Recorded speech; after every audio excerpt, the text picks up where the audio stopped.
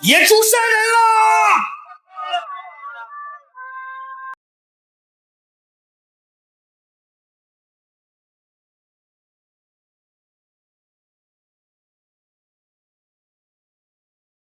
谢谢叔叔。不客气。现杀的猪肉卖了啊！1两白银1斤肉。杀猪的，你的猪肉能卖，你的肉能卖吗？就是啊，能卖吗？能卖吗？给我拦住他们！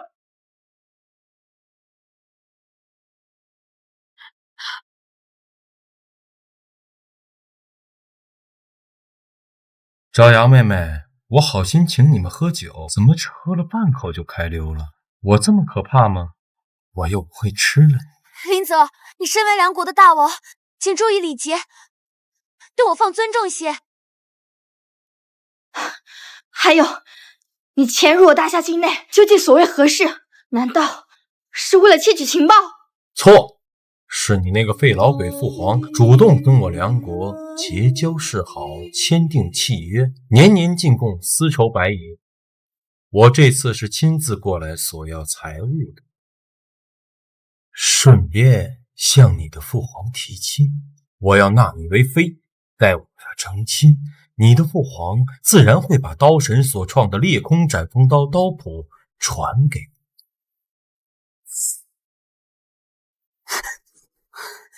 你妄想！那我就先吃了你的身子，到时候由不得你不答应。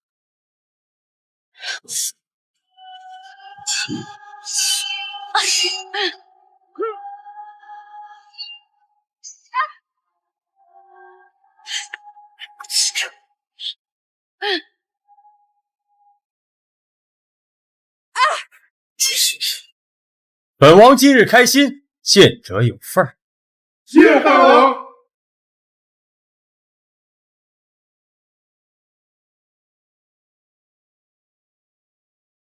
真的见者有份。小子，看你这身行头，也是同道中人。本王金口玉言，你排最后。哎，不，轮着来不干净，我得打头。小子，你是来找茬的，杀了他！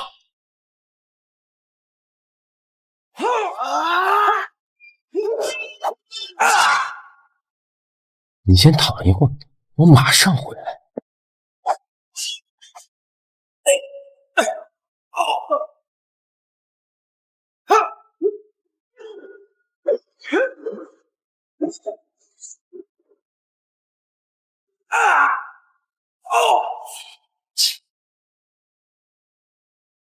算你狠，你给我等着！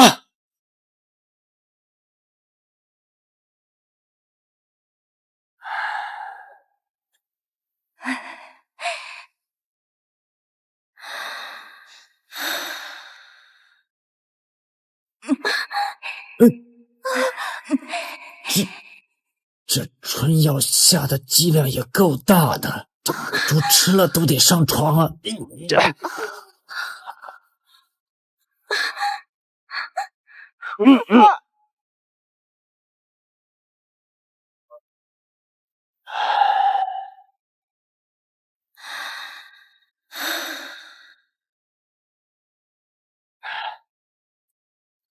还是把你的毒给解了吧，免得血管爆裂而亡。郎君，别这样，手指很敏感。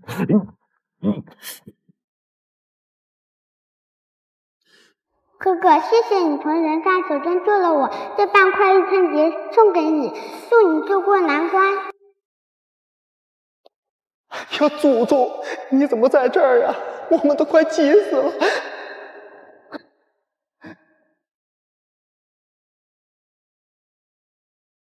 是你？是我。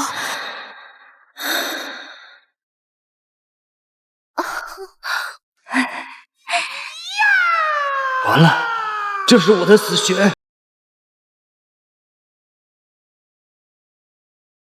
唉，这得吃多少枸杞才能补回来啊？你是谁？杀猪的。烟仔，你竟敢轻薄我！是你先轻薄我的。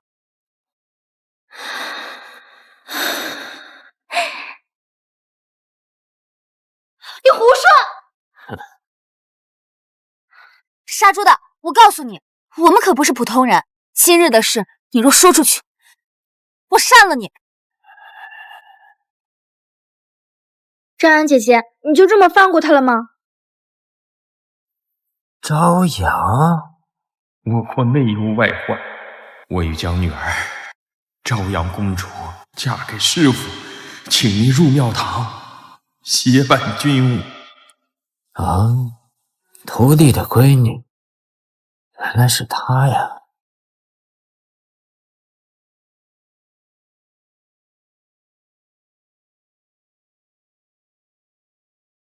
姐姐，你没事吧？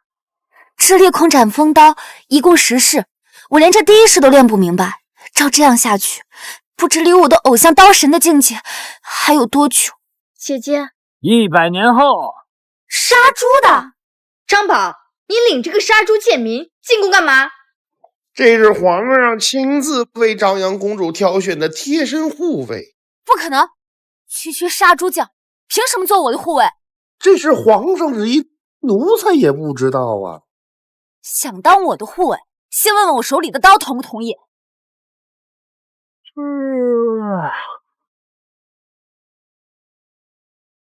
狗屁武功不会，躲得还挺快。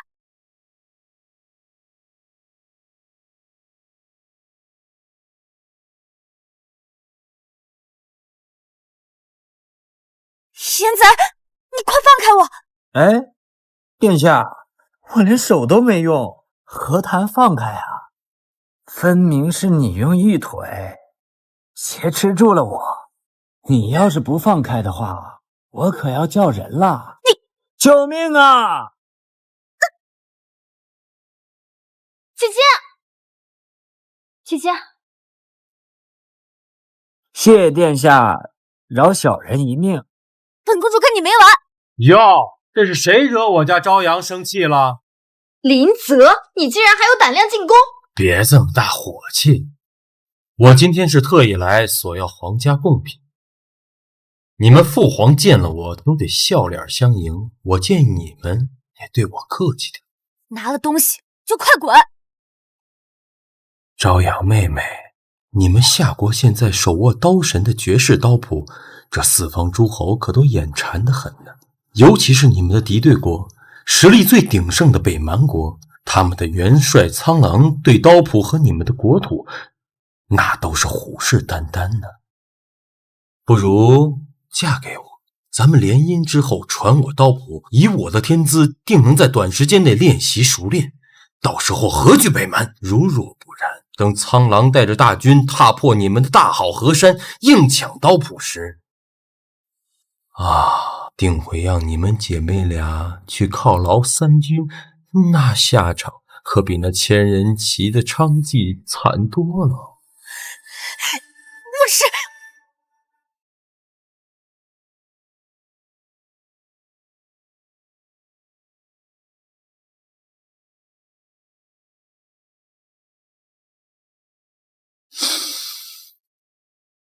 你很想打我是不是？好，本王今天就给你一次机会，咱俩比试一场，若是我赢了，你就嫁给我；若敢反悔，本王就联合其余诸侯围剿你们夏国。糟了，以我现在的功夫，根本不是林泽的对手。可事已至此，骑虎难下，只能拼死一搏。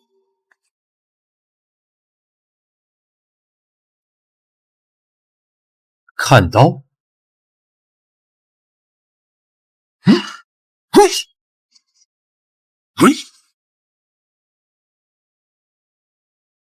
只会蛮力对抗，我会观察对方弱点。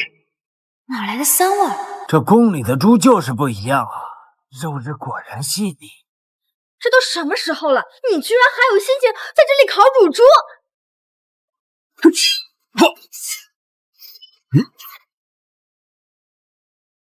可惜呀，此猪上肢强壮，下肢肉质弹性不足，双腿太孱弱。不愧是师傅，遇到和敌人要害。对，他下盘木了。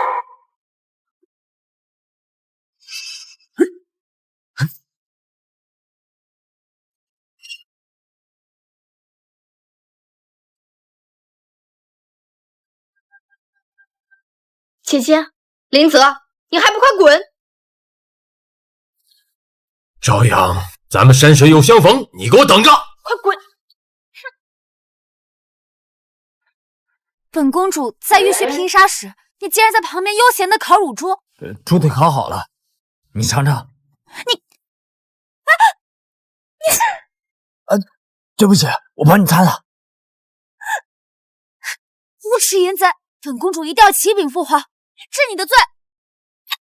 皇上驾到！父皇，徒劳啊！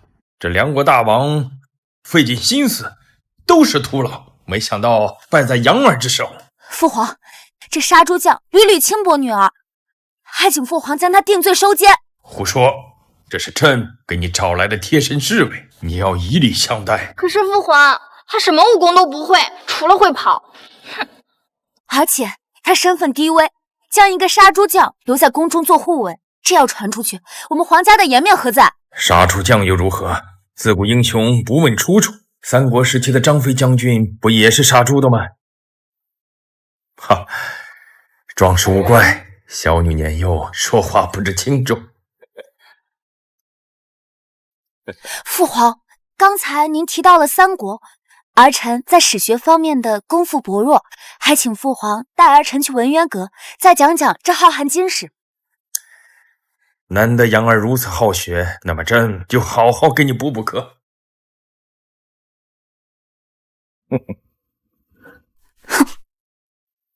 张宝，你去忙你的去吧，接下来就由我来带杀猪匠好好逛逛朝阳殿。奴才告退。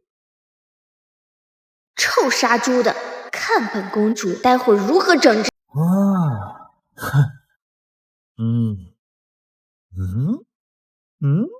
果然是个淫贼。你一直盯着我干什么？怎么，你跟你姐姐一样对我有意思啊？你这个淫贼，你居然敢同时打我跟我姐的主意！哎，民间有句俗语说得好，媳妇儿和小姨子是同一个人，不分彼此。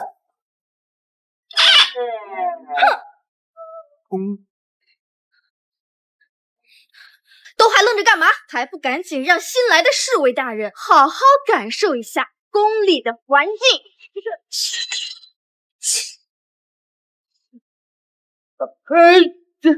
害怕了吧？这可是我跟我姐亲自训练出来的女子亲卫队，刀法一流。怎么一点伤口都没有？该轮到我了吧？看好了，接下来这一招是我平时用来刮猪毛的。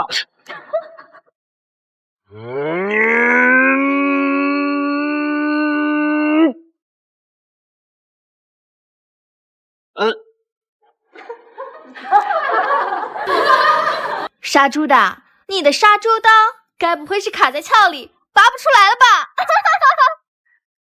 给我上！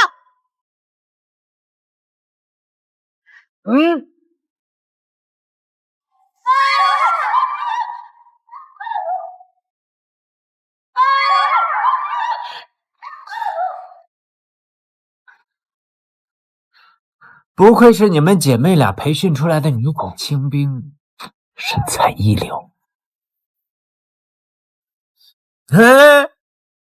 还没长记性，万一被扒了，肚兜也不想要了。师傅在上，请受徒弟一拜。师傅，这天底下没有人比您更适合当姐姐贴身护卫的了。以后你想怎么贴就怎么贴，想贴多紧就贴多紧。我要是收了你，你跟你爹的辈分怎么论呢？师傅，您说什么？没什么。那师傅您是同意了吗？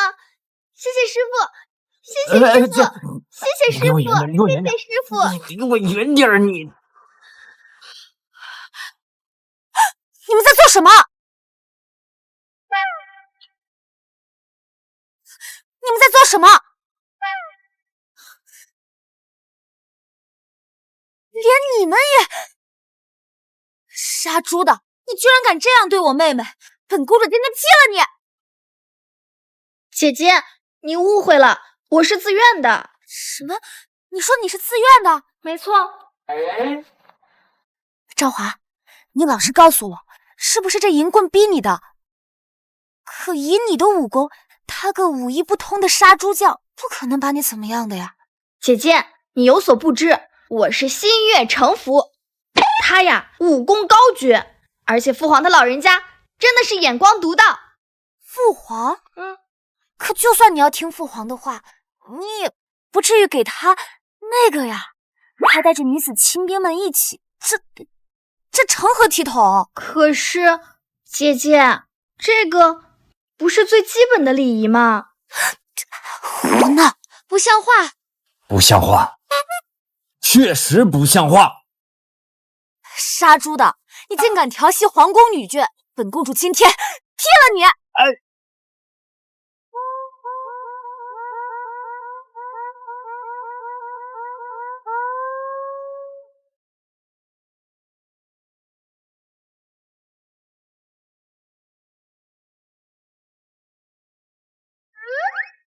殿下，你说亲就亲呗，你伸舌头干嘛？还伸舌头了啊！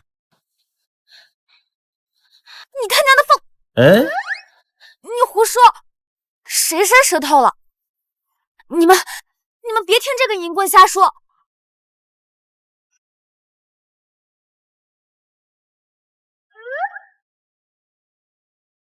我真没瞎说。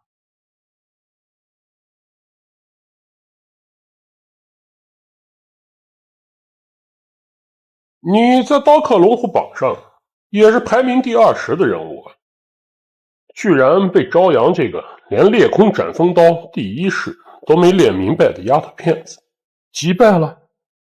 禀苍狼元帅，小王确实没有料到他进步如此神速，今日本想胁迫他嫁给我，以此从夏国皇帝手中得到裂空斩风刀的刀谱献给您，怎料却让他胜了。这以后联姻之事恐怕会有更多麻烦。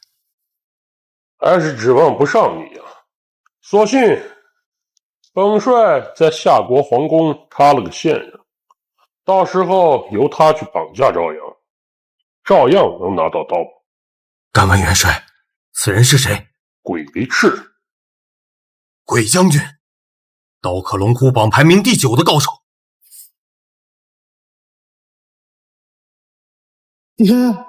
娘！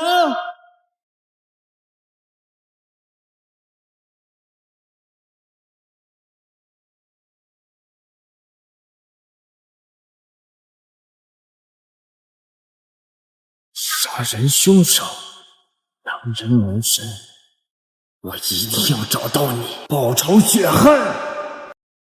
我鬼离之潜伏多时，现如今终于该我大显身手。先用毒箭让公主晕过去，免得动静太大。我知道。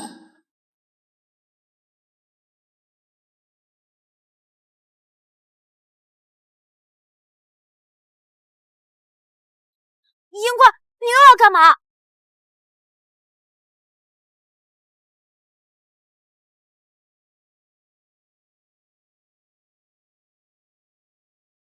这惊人的穿透能力，是暗器之王暴雨梨花弩。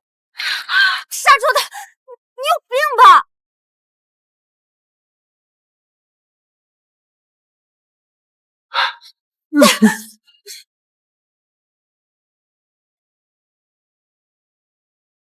有高手，看来得该用暴雨见阵了。本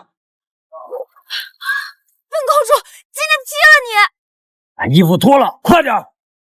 我告诉你，你不是本公主的对手，赶紧给我滚，不然今天我杀了你！快点，老子不是跟你商量。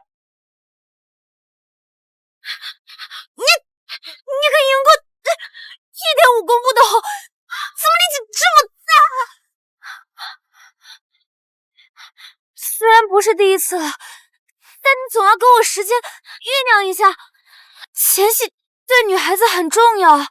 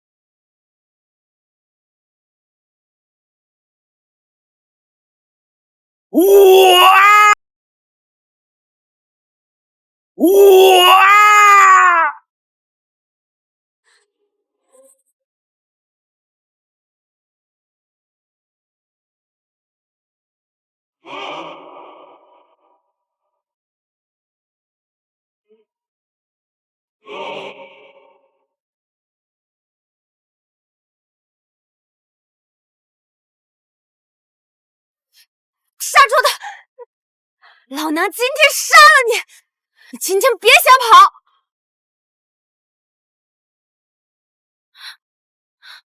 张宝，他这是怎么了？他是躲在宫内的刺客，不信你看。暴雨梨花弩，这真是家贼难防。公主，公主，公主，大事不好了！莲英，这是怎么了？皇上他病情加重了。什么？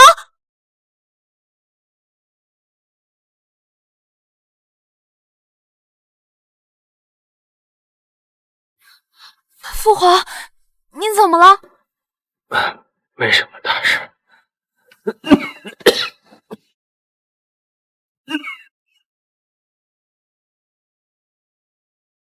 父皇，朝阳，你父皇的肺病又严重了。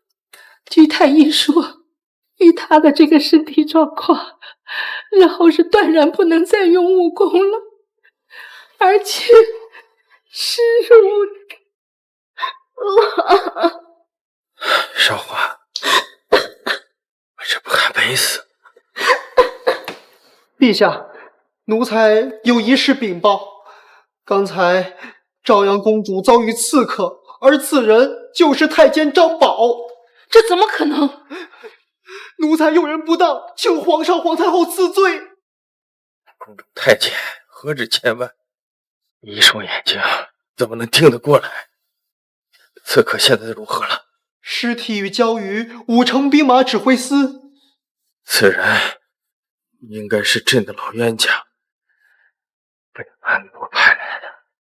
朝阳，看来你的武艺长进不少啊。皇祖母，刺客不是我杀的。那还能是谁？总不能是这个杀猪匠吧？还真被您给猜着了。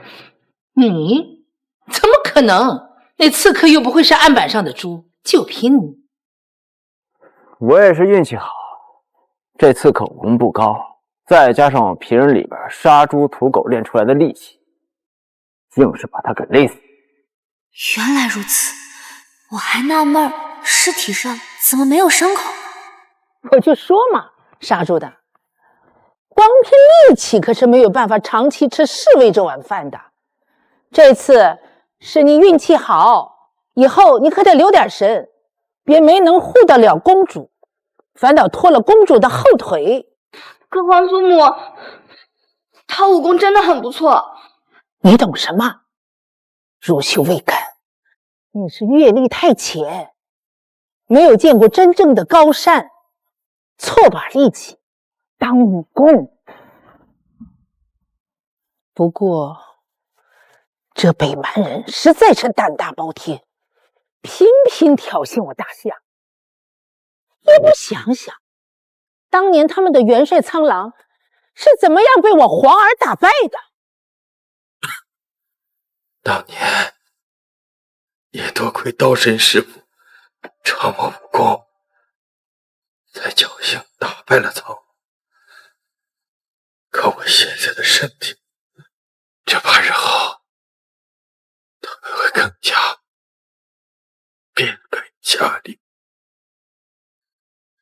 赵阳，儿臣在。你就嫁给这位壮士。赵阳，儿臣在。你就嫁给这位壮士。皇帝，你是问糊涂了。父皇，这是为何呀？我堂堂夏国公主，为何要嫁给一个杀猪匠？我从小就发过誓，我的心上人必须得是刀神那样的绝世英雄。而他什么武功都不会。你知不知道，其实他就是他其实就是什么？总之，你必须嫁给他。赵阳，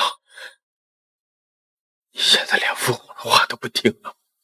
父皇，我从小事事顺从您，但现在事关女儿的终身大事，若硬逼我与她成亲，那就请父皇先赐女儿3尺白绫一条，等我悬梁自尽，让她跟尸体成婚去。皇儿，你看看你，把朝阳都逼到什么份儿了？你硬逼着她嫁给那个臭杀猪的，对得起列祖列宗啊！四方诸侯虎视眈眈，朕的身体却江河日下。而朝阳，你的阅历又尚浅，不能担当重任。纵观朝中文武，也无人才。为了皇室和江山社稷，必须得有一位贤婿帮朕处理朝政要务。朝阳，你不是喜欢武功高强的人吗？好，父皇答应你。连阳，奴才在。发皇榜，昭告天下，10日之后，朕要比武招婿。是。可是朕已经退了一步，驸马之位由能臣御之。朝阳，你这次没话说了吗？以师傅的武艺，必然多亏。所谓比武招婿，不是曲线救国而已。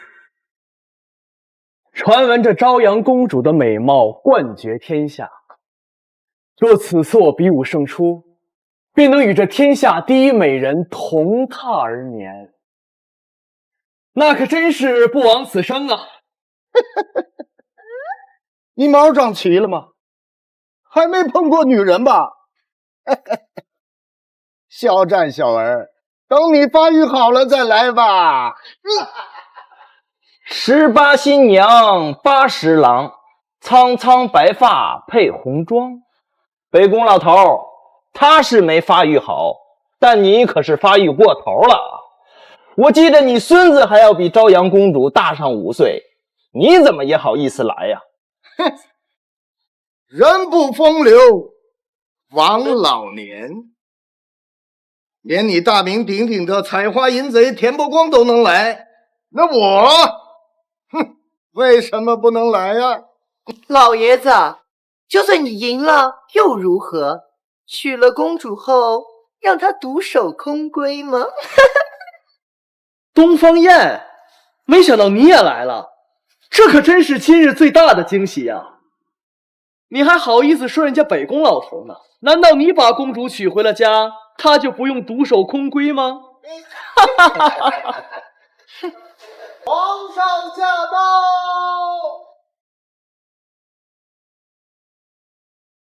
参见皇上！吾皇万岁！诸位平身，谢万岁。诸位，时值多事之秋，北方有蛮族胡氏，南边有倭寇英灵，而朕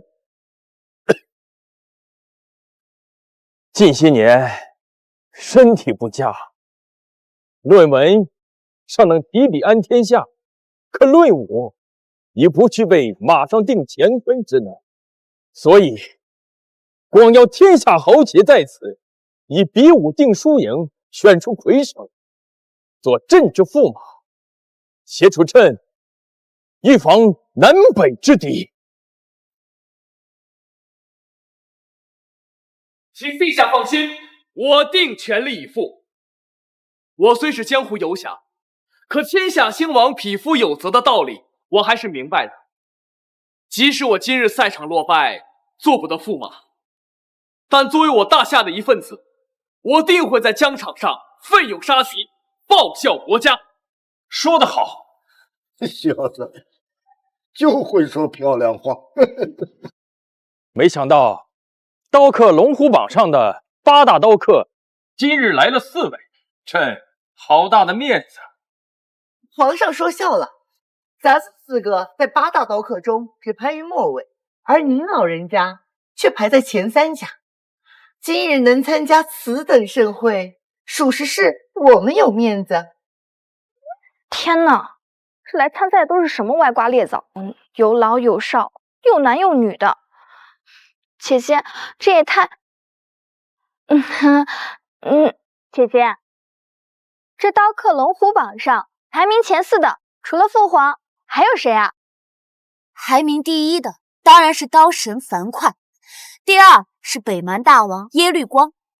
10年前与刀神比武，身受重伤，至今还在闭关修炼。这第4位就是耶律光的2皇子，北蛮元帅苍狼。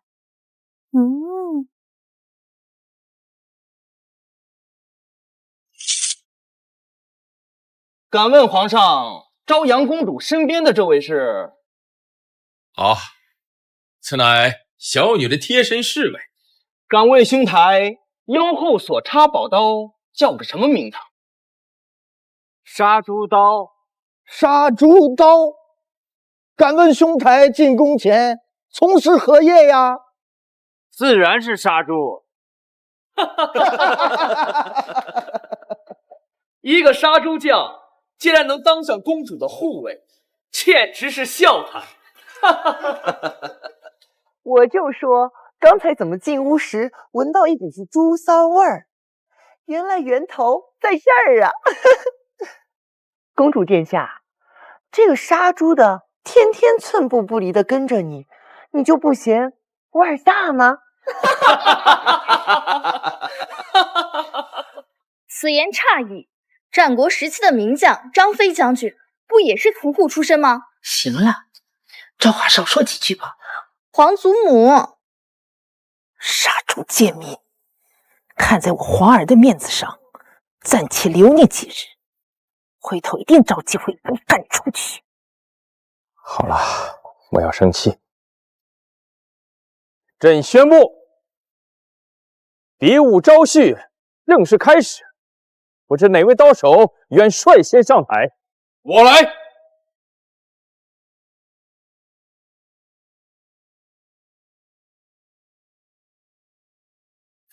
玄铁宝刀，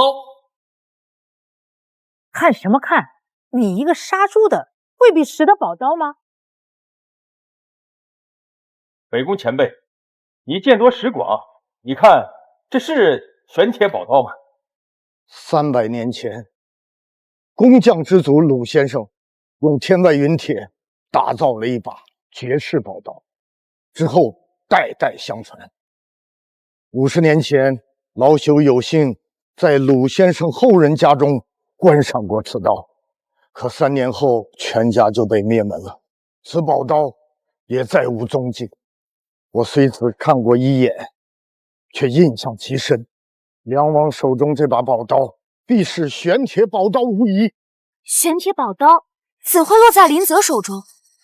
诸位好眼力，此刀我得于去年，在一个民间的铁匠铺中，那铁匠有眼不识珍宝，所以本王以低价购得，也说明了这玄铁宝刀与本王有缘。元帅，属下还是不明白，您为何要在9日前借给您这无坚不摧的宝刀，还传授他内功心法，并亲自指点？您不如亲自上朝，直接娶了公主带回北蛮，再索要裂空斩风刀刀谱，这不是更简单吗？你懂什么？先让林泽上场，帮忙把那些中原武林的炮灰扫荡干净，顺便试探一下人群中有无神秘高手。天下之大，谁知刀客龙虎榜上有无漏网之鱼？若真有，到时候让林泽帮忙去消耗一下对方的体能，我好渔翁得利。元帅英明。诸位说了大半天，谁来下场跟本王比试比试啊？还是说你们未战先惧，都想做那缩头乌龟？你虽为梁王，但毕竟年岁尚浅，龙虎榜上你的排名也不过第20，未入8大刀客之列。老夫行走江湖数十年，杀过的人比你踩死的蚂蚁都多。你敢出言不逊？没错，过了锦衣玉食生活的你，怎么能跟我们这些天天在刀头上舔血、身经百战的宗师相提并论呢？别以为自己有了玄铁宝刀，你就天下无敌了。你们这帮江湖草莽，少在这给我唧唧歪歪，有本事就下场跟本王比试。朝阳妹妹，等解决了这帮杂碎，咱们共赴巫山云雨，以解我相思之苦啊！我来回回你。这林泽的内功和之前有变化，没那么好对付。不懂装懂，知道什么是内功？你以为评论几句你就能装内行了？杀猪的，你懂个屁！这演武场上哪有你说话的份儿？啊！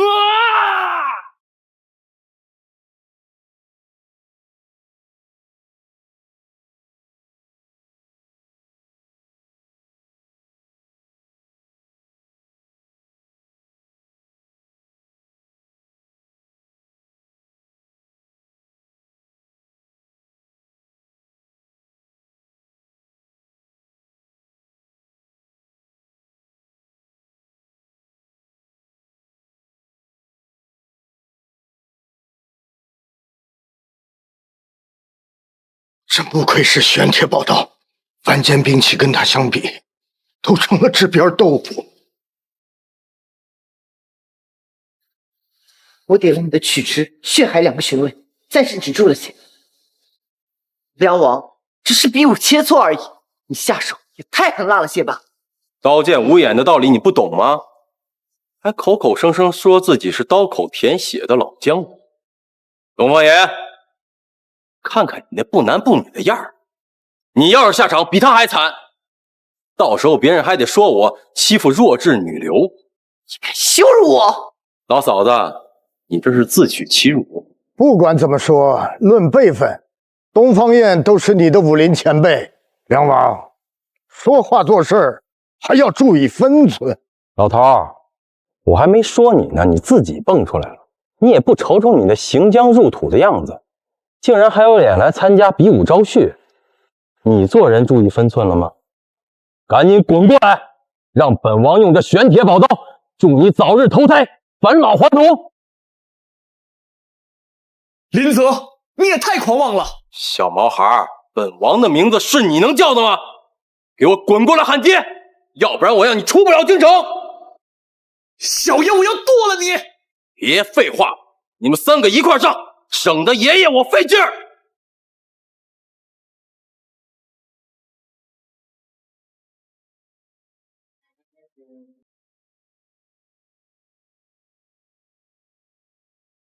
一起上也于事无补。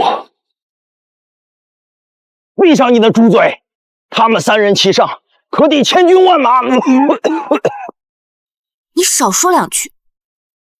我知道你力大无穷，可这是真正的高手较量，不是咱们能智慧的。是啊，师傅，我曾经确实被你那一刀惊艳到了。可这些人可不是我和那些女子千军能比得了的，完全不在一个层次上。一个在天上，一个在人间。听到没，杀猪匠？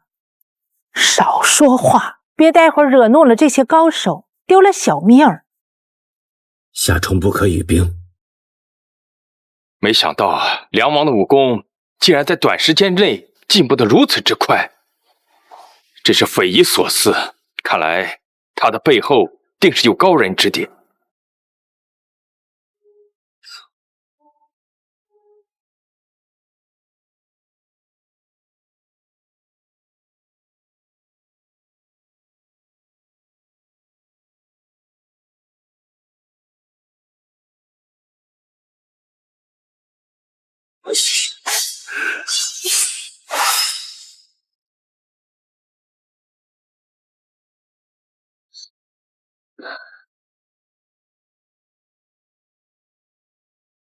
居然以一己之力击败3大高手，这林泽之前还真是低调啊！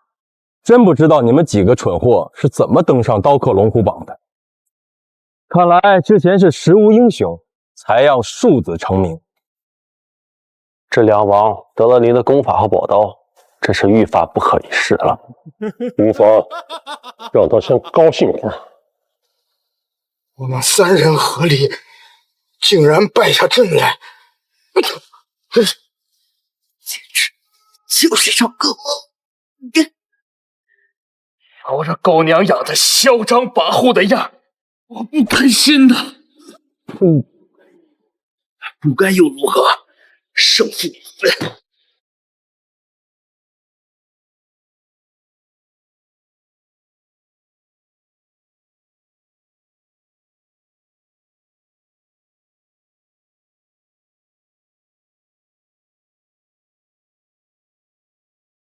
怎么样？还有人敢应战吗？算他识相。夏国皇帝，胜负已分，请你下旨将朝阳公主许配于我。从此，我梁国和夏国就是兄弟之邦，丝绸白银的年贡也免了。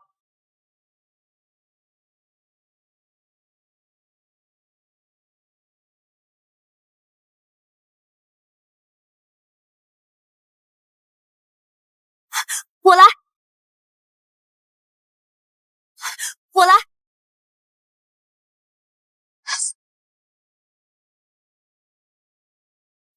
朝阳妹妹，你这是何意？林泽，我不知你武功为何短时间内突飞猛进。我虽仰慕高手，但你这个人个性乖戾，贪财好色，绝不可托付终生。比武招婿，全凭刀说话。你觉得你能击败我吗？不能。但即便是死在你刀下，我也绝对不会嫁给你。朝阳这孩子也太犟了，这梁王门当户对，武艺成熟，嫁给他有什么不好？那你为何不嫁？你混账！你这叫犯上，知道吗？是要诛九族的。额娘，莫跟他置气，他就是出身乡野，不懂礼仪规矩。这位壮士，你确实是有些过分了。不过看在你救过朝阳的份上，朕免了你的罪。什么？此罪怎可免？好了好了，莫生气，气坏了身子。可是，我觉得他说的对呀。如果嫁给一个自己不爱的人，那不等于活在地狱吗？你这小丫头，懂什么爱与不爱的？无权无势，那才叫活到地狱。只要嫁给梁王，我们大夏就有了依靠，大局为重。朝阳，我心里自然有数，我只会制服你，不会杀你。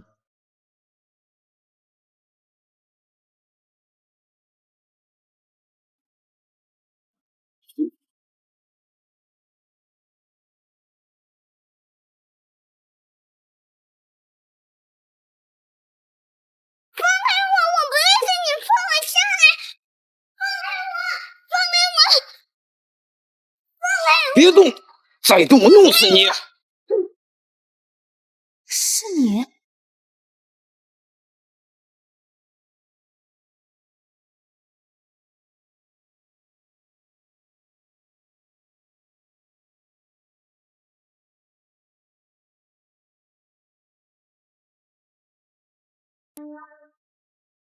宝刀竟然自毁！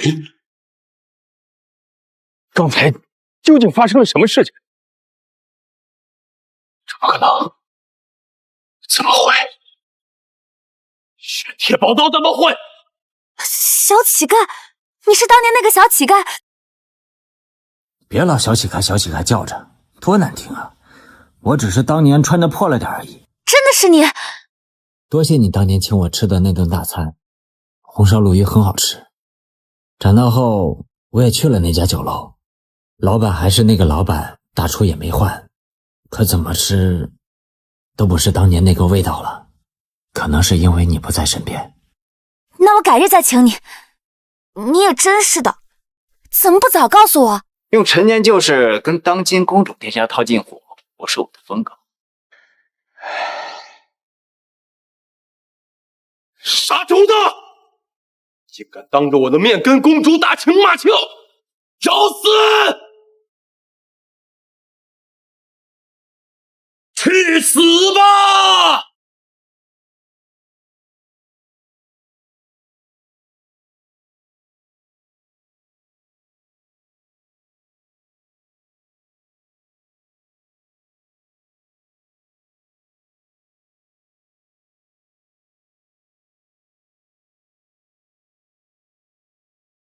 苍狼，这家伙怎么来了？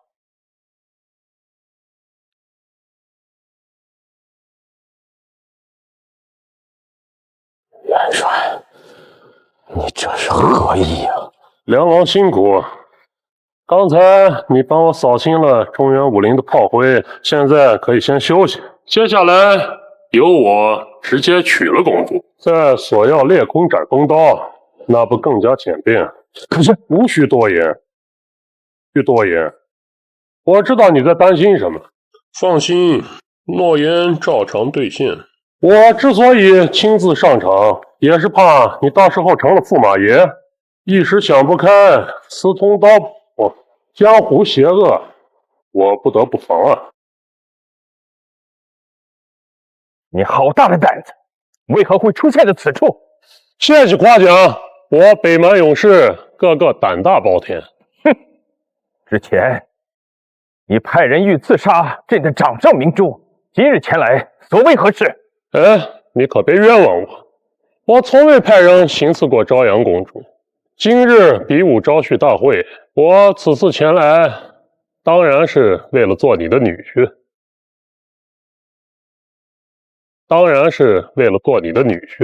混账！我大夏跟北蛮势同水火，想要做我大夏的女婿，简直是天方夜谭。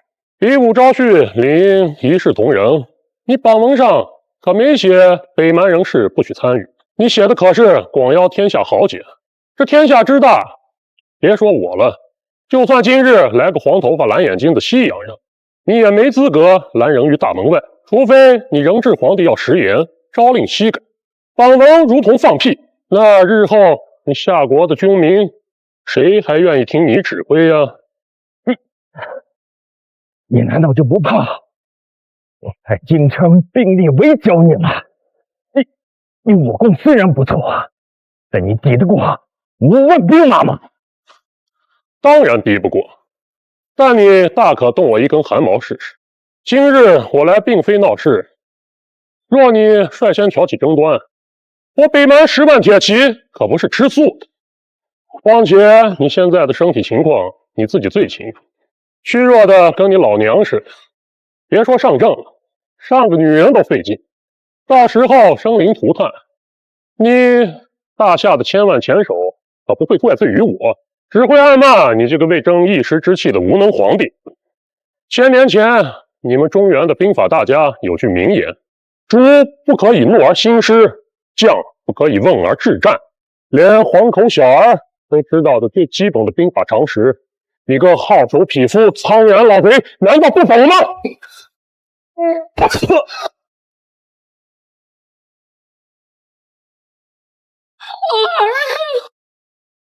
父皇，儿，父皇，我没事。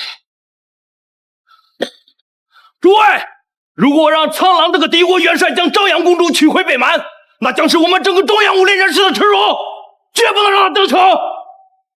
这苍狼虽然排刀客龙虎榜第4，但若是在场诸军齐上，也未必不是他的对手。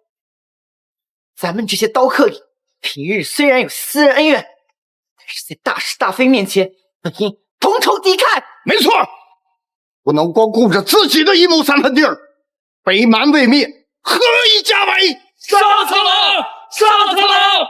杀了苍狼！苍狼的武功没大家想的那么简单，莫枉送性命。你干嘛？你不要命了？小子，你莫在这里扰乱军心！你一个村野匹夫，哪里知道作为一个刀客的血性？诸位，都推我冲上去！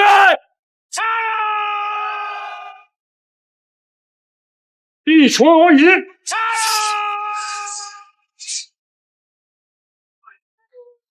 什么？竟然只用了1刀就……这可怎么办？要是让北蛮元帅取走了朝阳，那我们天朝上国的颜面可往哪儿搁呀？父皇，要不我们举兵围剿苍狼吧？不妥。一群蠢货！今日除非刀声樊哙，临凡将士，否则夏国的驸马爷封帅当定了。苍狼，你别高兴得太早。我大夏军民何止1000万，一人一口唾沫，都能淹没你们北蛮草原啊！没错，我们汉人什么阵仗没有见过？几千年来，觊觎我们的蛮夷数不胜数，不是为我们击败，就是被我们的文明同化。你虽今朝得意，他日必自食其果。哎呦呦，瞧瞧，一个是众人皆知的采花淫贼，一个是出了名的为老不尊，今日竟能讲出如此正义凛然的话来，实在让人意外。可惜呀，这将是你们的遗言。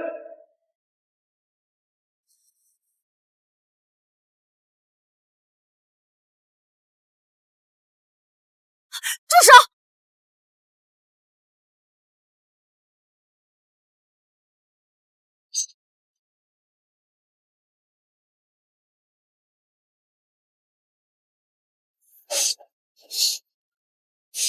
公主殿下还没成亲，这么着急投入本帅的怀抱吗？你放开我！哎，像你这样的美人，任谁都不会放开。燕子，哎，要叫夫君，娘子，不如我们以天为被，以地为床，就在此时此地入洞房如何？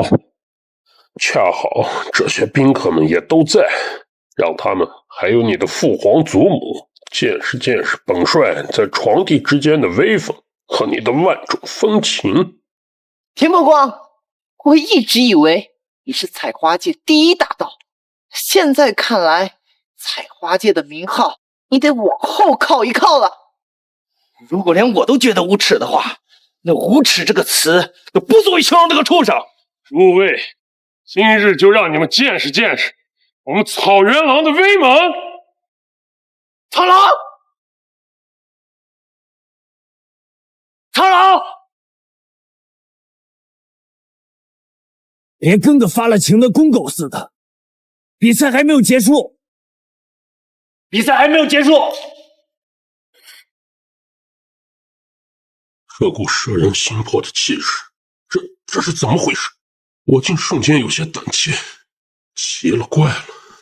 你可别告诉我，你这个杀猪匠要跟我北蛮的元帅争夺这驸马之位。这个杀猪匠简直不知天高地厚。现在可不是逞强的时候呀！你疯了！那么多高手一起上，都不是他的对手，你上不等同于送死吗？杀猪匠，你是眼睛瞎了还是哪个筋不对了？现场什么情况？你没看见吗？你年纪轻轻的，受什么刺激了？这么着急投胎吗？他们说的虽然难听了点儿，但是不无道理。你听我的，你先退下，保住命再说。留得青山在，不怕没柴烧。听你主子的话，别白送了性命。就算我们都败了，也轮不到一个白丁出手。我堂堂大夏，要你一个杀猪匠出面迎敌，传出去会让列国耻笑！快点给我滚回来！你听我的，先退下。你放心，除了你，我谁都不会嫁。朝阳，你也放心，除了我以外，没人是他的对手。好狂的口气！我给你个机会，赶紧逃命。如果跟杀猪匠过招这事传出去，我北蛮的同胞会笑话我。杀猪匠和你对招正合适，瞧你那个肥头大耳的模样，跟我这2年在案板上宰的蠢猪差不多。也没有想到，就你长得这副尊容，还好意思叫苍狼？好，这是你自己要找死，可怪不得我了。我承认，你的刀法很不错，对付你需要我1半功力。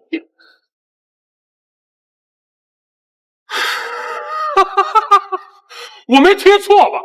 用1半的功力对付我？天哪，还1半的功夫对付苍狼！我活这么大岁数，我就没见过脸皮这么厚的人。你这话也太厚颜无耻！我们所有人使出所有功力，尚不能敌他一个白丁，竟然说只需1半功力，吹牛也不是这么吹的。神贵有自知之明，倘若真不会武功，你就乖乖退下来当缩头乌龟，我们也不会笑话你。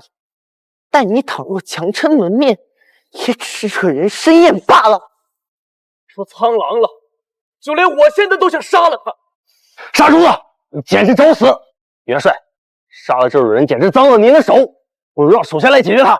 不，我要亲自来，要不然出不了我胸中这口恶气。杀猪匠，快点让我见识见识你这1半的功力到底有多强！哼，欺人太甚，居然用杀猪刀与我较量，就算当是绝顶高手，若无宝刀相助，也无法发挥武功的最大威力的，更何况是你。刀只是工具，我才是武器。这把刀能杀猪，就能杀你。用刀背！既然以刀背对敌，不知他是自信还是愚蠢。那还用说吗？当然是愚蠢，而且是蠢不自知。竟敢侮辱我！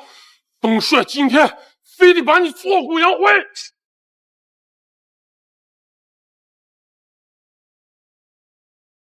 这是裂空斩风刀第一式，风鸣。只有刀神和我皇室才会的裂空斩风刀，他怎么也会？莫非他是从你姐姐那边偷学来的？啊！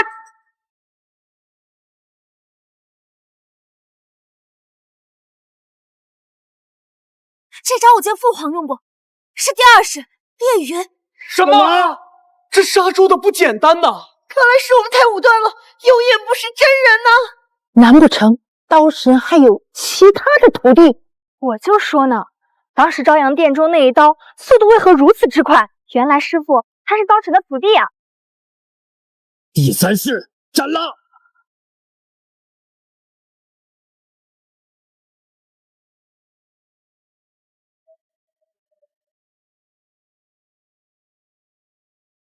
第4式破窟！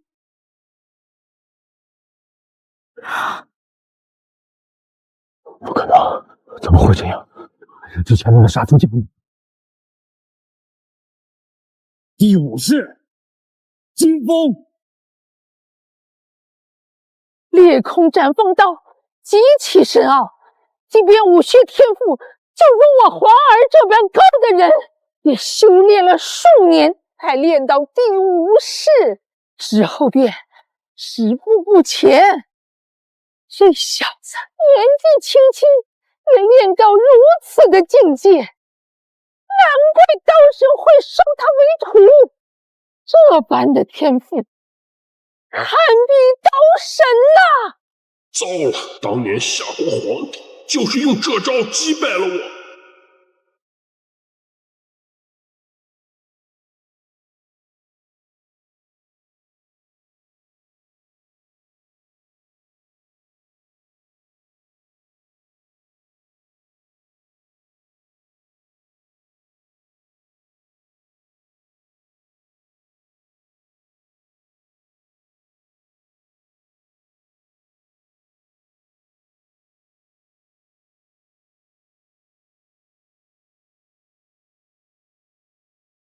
苍狼，我请问你，17年前你是否去过江南的飞龙镖局，杀了范总镖头一家？飞龙镖局，姓范的，我印象里没跟这号人物打过交道。这几十年来杀了无数汉狗，难道要一个一个记他们的姓名和来历吗？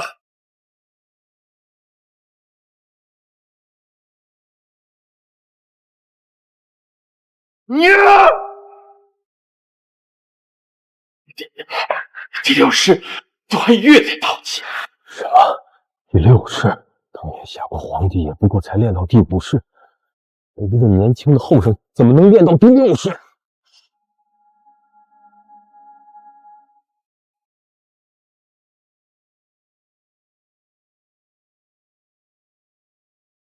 这是烈空斩风刀第10式，东方寂灭的刀器。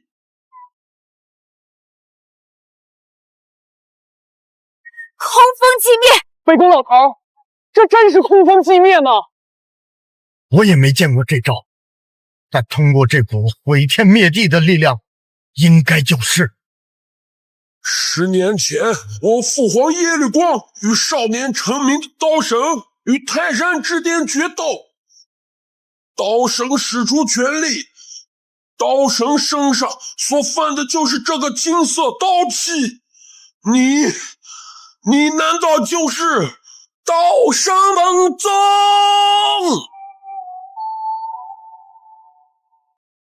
原来他就是刀神，这不可能吧？不然怎么解释只有刀神才会的第10式？完了，我们对刀神大人如此无礼，恐怕会死无葬身之地啊！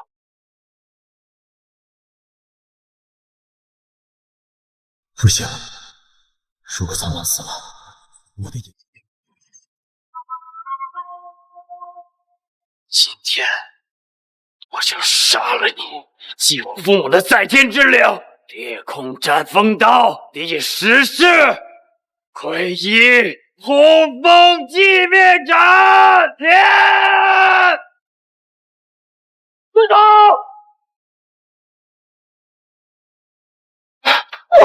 皇上！走！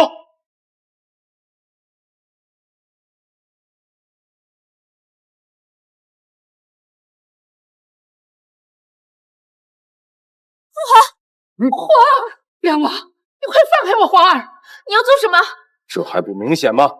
我早已归顺北蛮，成为其下邦属国，我还拜了苍狼元帅为师。我说你为什么武功进步如此神速？原来有苍狼亲自指点你。林泽，你爹老梁王怎么说也是条顶天立地的汉子，一个不孝子孙，竟然卖国求荣！你死后怎么有脸去见你爹？他妈给我闭嘴！梁王，你快放开我皇儿，有什么事情我们慢慢商量。商量？好啊，刀神，把你的烈空斩风刀刀谱给我。等我跟元帅退到了边境，自然会放了皇帝。他要是敢耍什么花样，就当场砍了他！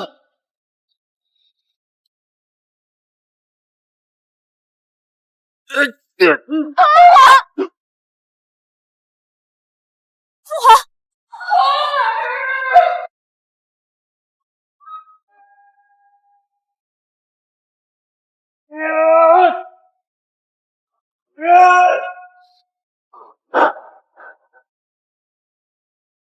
先玉皇，刀神，好久不见，长高了不少嘛。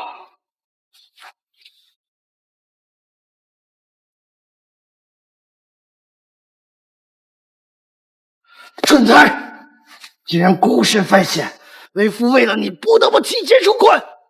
若不是来得及时，刚刚那一刀就能要了你生命。儿臣知罪。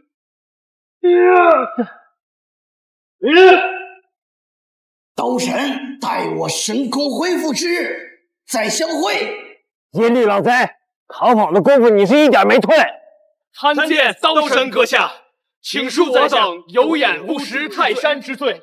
诸位，快清醒，快清醒！刀神阁下，我老夫人蠢笨如初，不知道您就是刀神本尊，求求您原谅我这个老糊涂，救救我皇儿吧！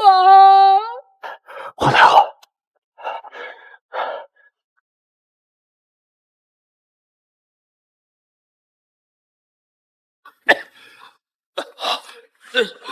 师父，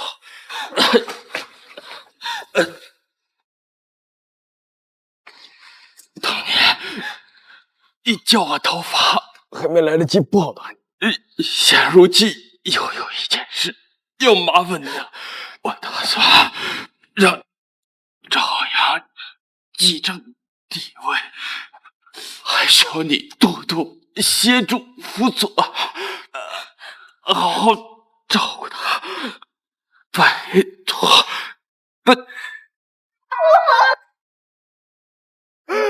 皇上驾崩了！皇上！父王，刀城现在重出江湖，大夏国有了倚仗，这之后咱们该如何是好啊？我现在功力尚未彻底恢复，还无法与刀神周旋。这样，你联合大夏周边诸国，以合纵之势围剿大夏，消耗其国力。儿臣遵命。我这段时间要闭关疗伤，你好自为之，别再出岔子了。儿臣明白。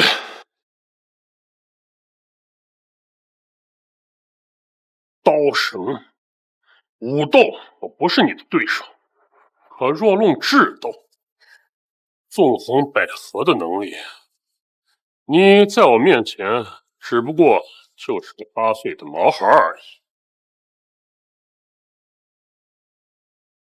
喂，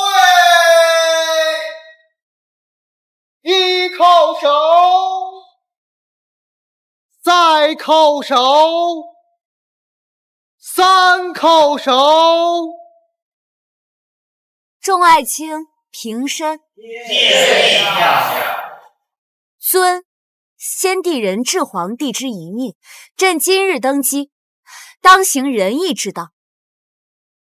册封刀神樊哙为大司马骠骑将军，世袭冠军侯。册封典礼之事，皆由礼部郑重相待。至于朕与范将军之婚事，暂时延后，待国丧期过，再行举办。皇上英明，福泽万民。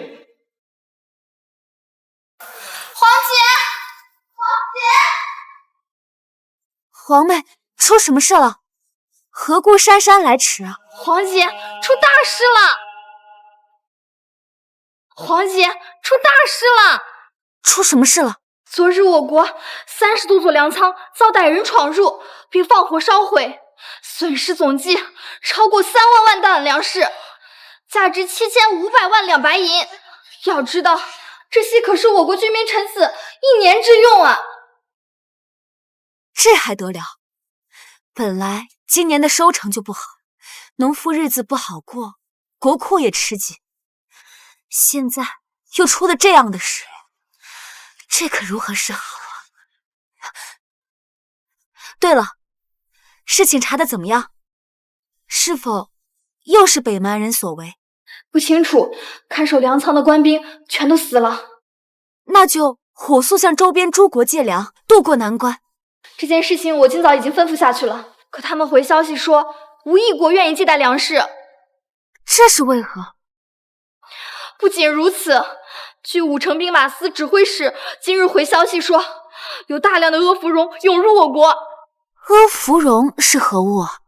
阿芙蓉源自西洋的一种植物，原本是草药，后来经过人们的改造与提炼，成了达官显贵消遣之物。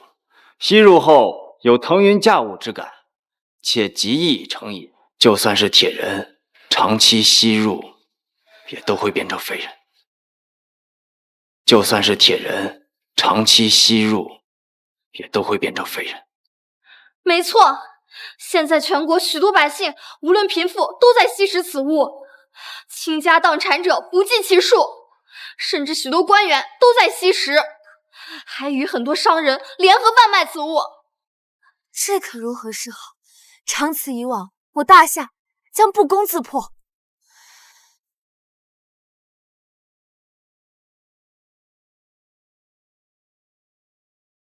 禀圣上，苍兰国使者朴俊兴求见。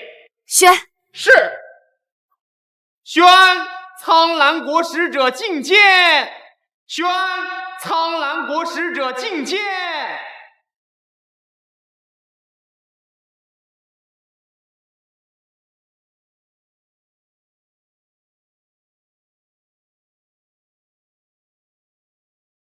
大难！见了皇上，为何不跪？请容在下说明来意。待在下说完之后，兴许下跪的便不是在下，而是皇帝陛下。混账！你究竟前来，所为何事？我听闻大夏国粮仓被烧，损失粮食3万万担左右，白银7000多万两。这数字是我大夏机密，你如何知道？难道幕后黑手是你苍兰国？哎呦，这大夏皇帝这就是冤枉在下。我也是刚到此处，听闻这粮仓被烧，大夏马上就要饿殍遍野。我这是打算向大夏借粮来了。你能有如此好心？你们自己的泡菜够吃吗？还来借给我们粮食？哟，这位相貌堂堂者，想必就是刀神阁下了。久仰大名，早听闻刀神阁下入了大夏的庙堂，这大夏是民心大振的。可纵然你武功盖世，你也不是神仙，变不出这许多粮食应付灾民。这世界上呀，有很多事是武功做不到的。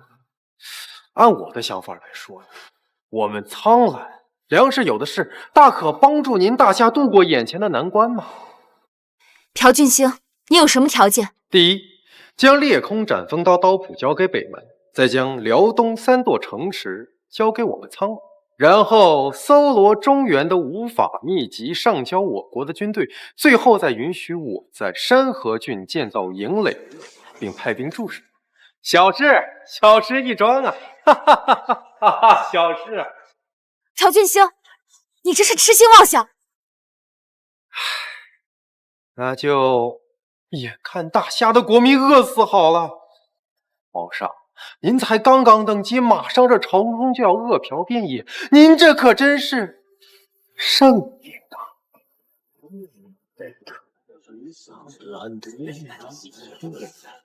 这样，我给你们10日时间考虑，等在下下次前来时，请务必让我看到白纸黑字的契约啊！在下先行告辞。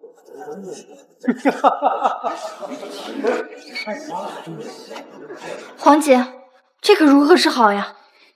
大蛇大7寸，擒贼先擒王。你的意思是擒住苍兰皇帝？这怎么可能？苍兰虽是小国，人数不过100万，不过他国内实行义务兵役制，且不分男女，所以几乎人人都当过兵，习过武。照这样算，他们的实力不容小觑。樊哙，你虽是刀神，100万军中取敌国皇帝首级，简直是天方夜谭。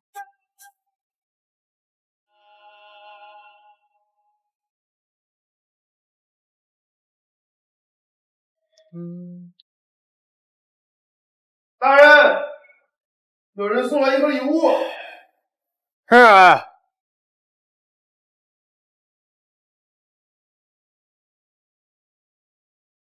这又是哪位官员送来的厚礼啊？属下不知，那人没报姓名。拆开。陛下！边境传来密报，苍兰国皇宫护卫队昨夜被屠戮干净，苍兰皇帝首级也被人割去。活该！苍兰狼子野心，应有此报。可这事究竟是谁做的呢？樊哙，莫不是你干的吧？不会吧？苍兰皇宫内有侍卫3000，宫外更有2万军队驻守，连只苍蝇都飞不进去。更何况我昨日黄昏看见师父带领御林军操练，今日晨间看见师父独自一人在教场练功。苍兰距离京城有800里地呢，除非师父他会分身之术。那这事究竟是何方势力所为呢？不管是谁干的，总之是除掉一个心腹大患。但国内乱局还没有解决，接下来该怎么办？禀陛下，苍兰国使者朴俊兴率领100万大军压境，于辽东西城外驻扎，并摆出100门红衣大炮对其城门呐！如妙，攘外必先安内。现在阿芙蓉泛滥成灾，粮饷不足，无法保证士兵的战斗力。苍兰国此时进犯辽东，我们恐怕不是对手。还有一事，朴俊兴带着一批高级的苍兰将领在殿外等候，想要见陛下，恐计是想借此局势逼陛下交出他所要之物啊！带他进来。是。传苍兰国使者朴俊兴觐见。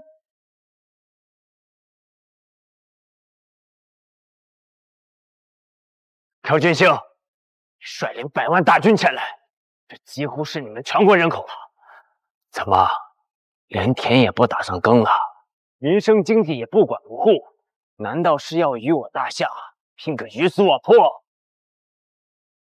朴俊兴，你是知道的，我大夏绝不妥协，即便站着最后一兵一卒，你之前提的要求，朕都不会答应。况且，你现在这么做，等于不顾你苍兰百姓的生死，你就不怕担上毒夫民贼这个骂名吗？正是为了苍兰的100万生灵，我才要倾巢而出。民生经济算得了什么？那不过是眼下之事罢了。我放眼的是未来。就算后世史书骂我朴俊兴是个毒夫民贼，我也不在乎，因为只有依附大夏天朝上国，才是我苍兰的唯一出路。你这是做什么？吓我一跳，我还以为……别忘了，你以前也干过这种。朴俊兴，你们这是何意啊？圣上，您英明神武，女中豪杰，以仁德治天下。而我苍兰作为天下中的一国，也请陛下不嫌辛劳，好好治理我们苍兰。从今往后，我苍兰不设国王、皇帝，只有郡守一职，好在您的指令下好好管理。每年赋税按与大夏其余州县一样，按时缴纳。如果圣上您觉得有任何不妥的地方，可以随时更换我们郡守的人选。我们苍兰居民人等绝无二话。这实在有点突然，还请圣上答应我们的请求，否则我等便长跪不起。好，朕答应你便是。谢圣上恩典。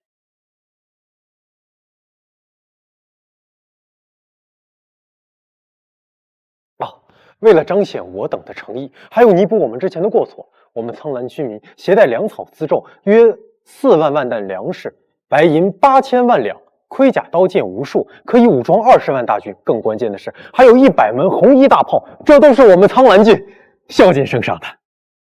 武器盔甲还有大炮，我们都收下。粮食，我们只要你们之前烧毁的3万万担，还有白银，你们都收回去。既然从此你们苍兰和我们大夏是一家人，苍兰的百姓就是朕的百姓，粮食和白银都收了，苍兰的百姓以后的日子怎么过？圣上仁德。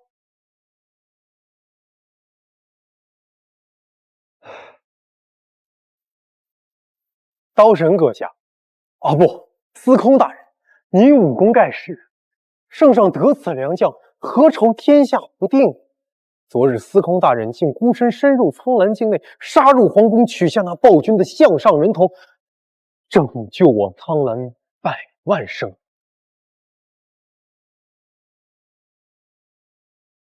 师父，这事儿竟真的是你做的？想到你厉害，没想到这么厉害。那是自然，我原本也只在说书先生那儿听说过司空大人的丰功伟绩，本以为那只是说书匠人的胡编乱造，没想到这现实比传说还夸张。行了，何君星，我还有一件要事要问。这阿芙蓉的事情最后怎么处理了？启禀司空大人，这阿芙蓉泛滥一事确非我苍兰所为，此事乃是倭国在幕后运作。连倭寇也参与进来了。几百年来，倭寇一直觊觎我汉人领土，在沿海地区杀人放火，无恶不作，导致我国商船一直不敢出海与外国通商。虽然这倭寇可恶，但实在强大。20年前，仅由3000浪人组成的队伍，就将我国江南地区扰得天翻地覆，屡屡破城。如果此事倭寇也有参与，那就大事不好了。皇姐，怎可以长他人志气，灭自己威风啊？圣上，20年前倭寇之所以猖狂，是因为司空大人尚未出世，现在有司空大人坐镇，倭寇何足惧也？朴君星，你们和倭寇是世仇，为何这次偏偏能联合起来侵略我大夏？这背后究竟是谁将你们牵连在一起的？竟然还有幕后黑手！还是瞒不过您的法眼，我就说实话吧，此事乃是北蛮元帅苍狼在幕后指使。果然是他。但是您放心，我苍兰与北蛮从此划分界限。如果您日后想攻打北蛮的话，我苍兰愿为您的先锋部队，为您同时问路。禀陛下，北蛮使者来到，现在军机处与几位老臣议事。他们请求陛下移驾太和殿，共商军国大事。还真是说曹操，曹操到呢。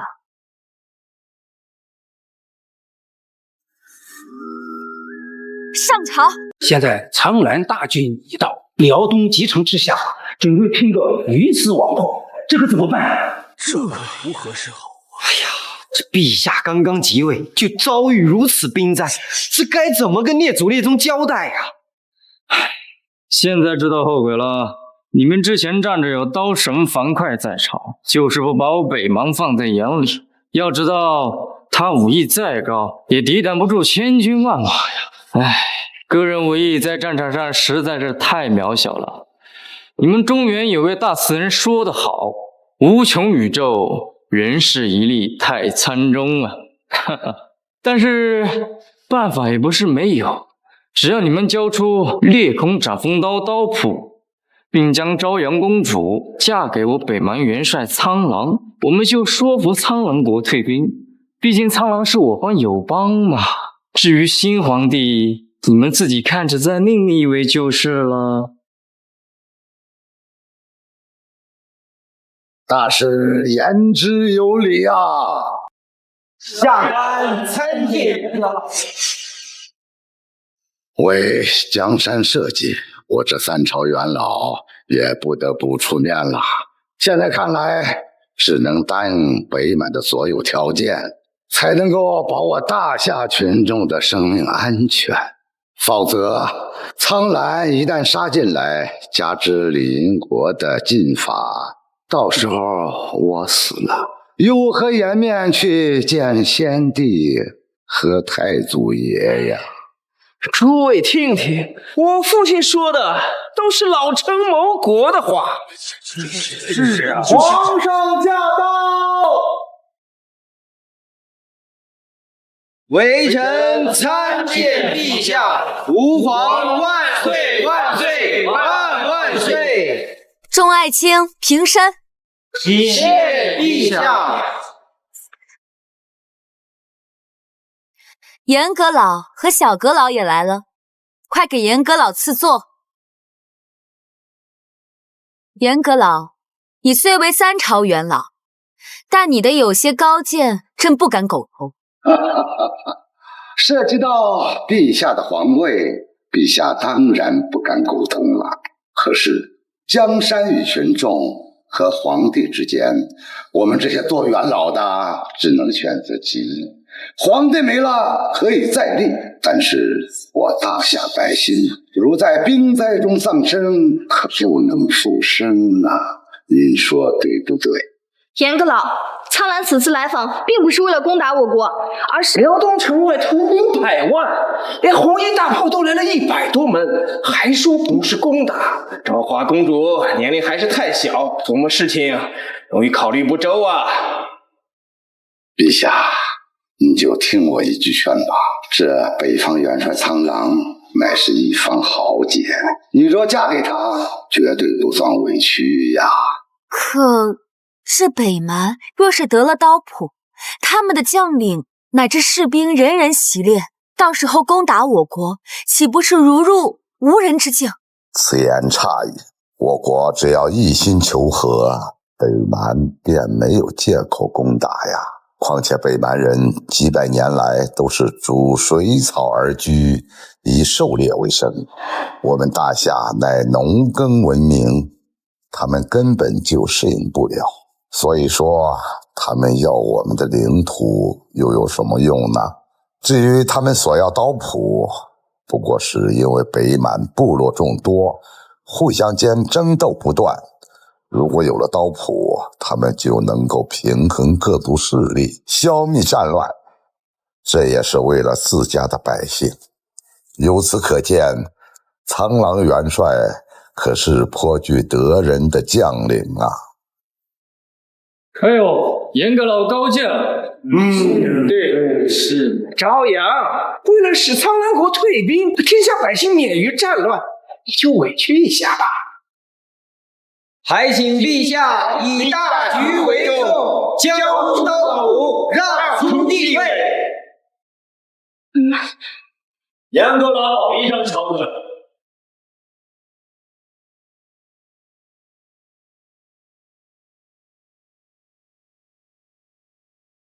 哼，严阁老不愧是太祖爷钦点的文状元，巧舌如簧，出口成章，凭借3寸不烂之舌，瞬间就能颠倒黑白，差点我都信了。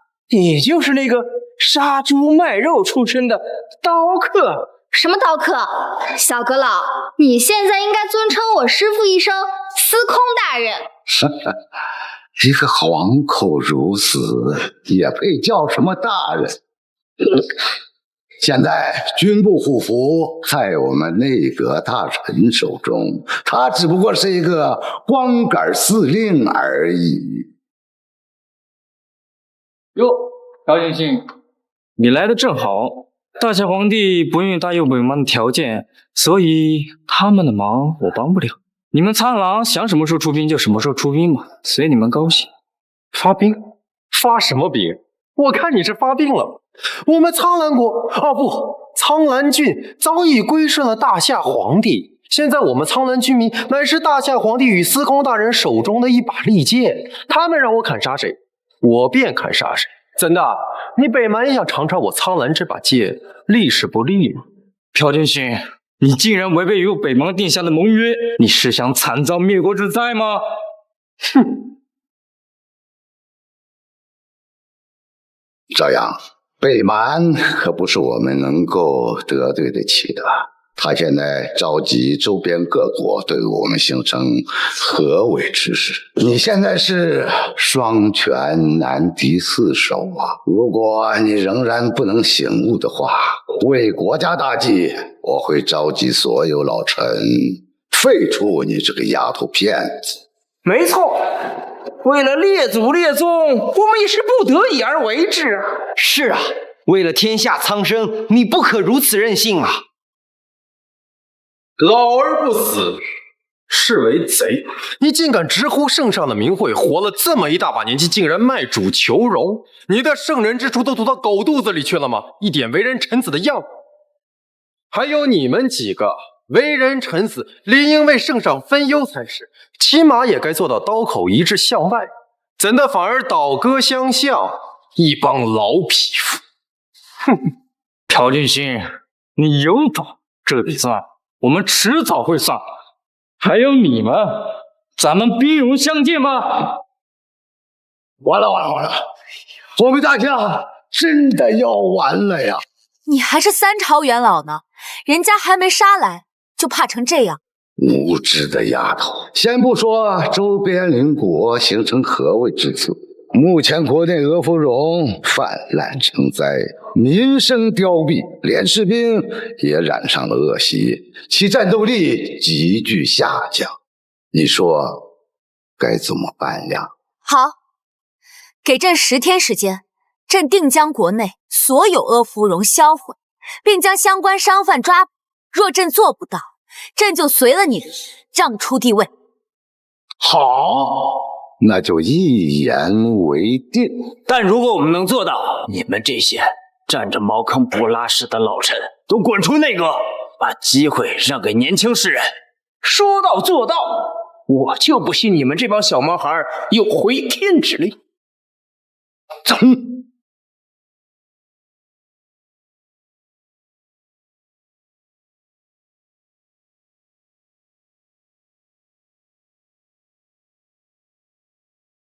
放心吧，有我在，管蛋的只有他们。朕刚继承帝位，就遭遇了这么多事。樊哙，朕不知道还能撑多久。这帝王之路果然不好走。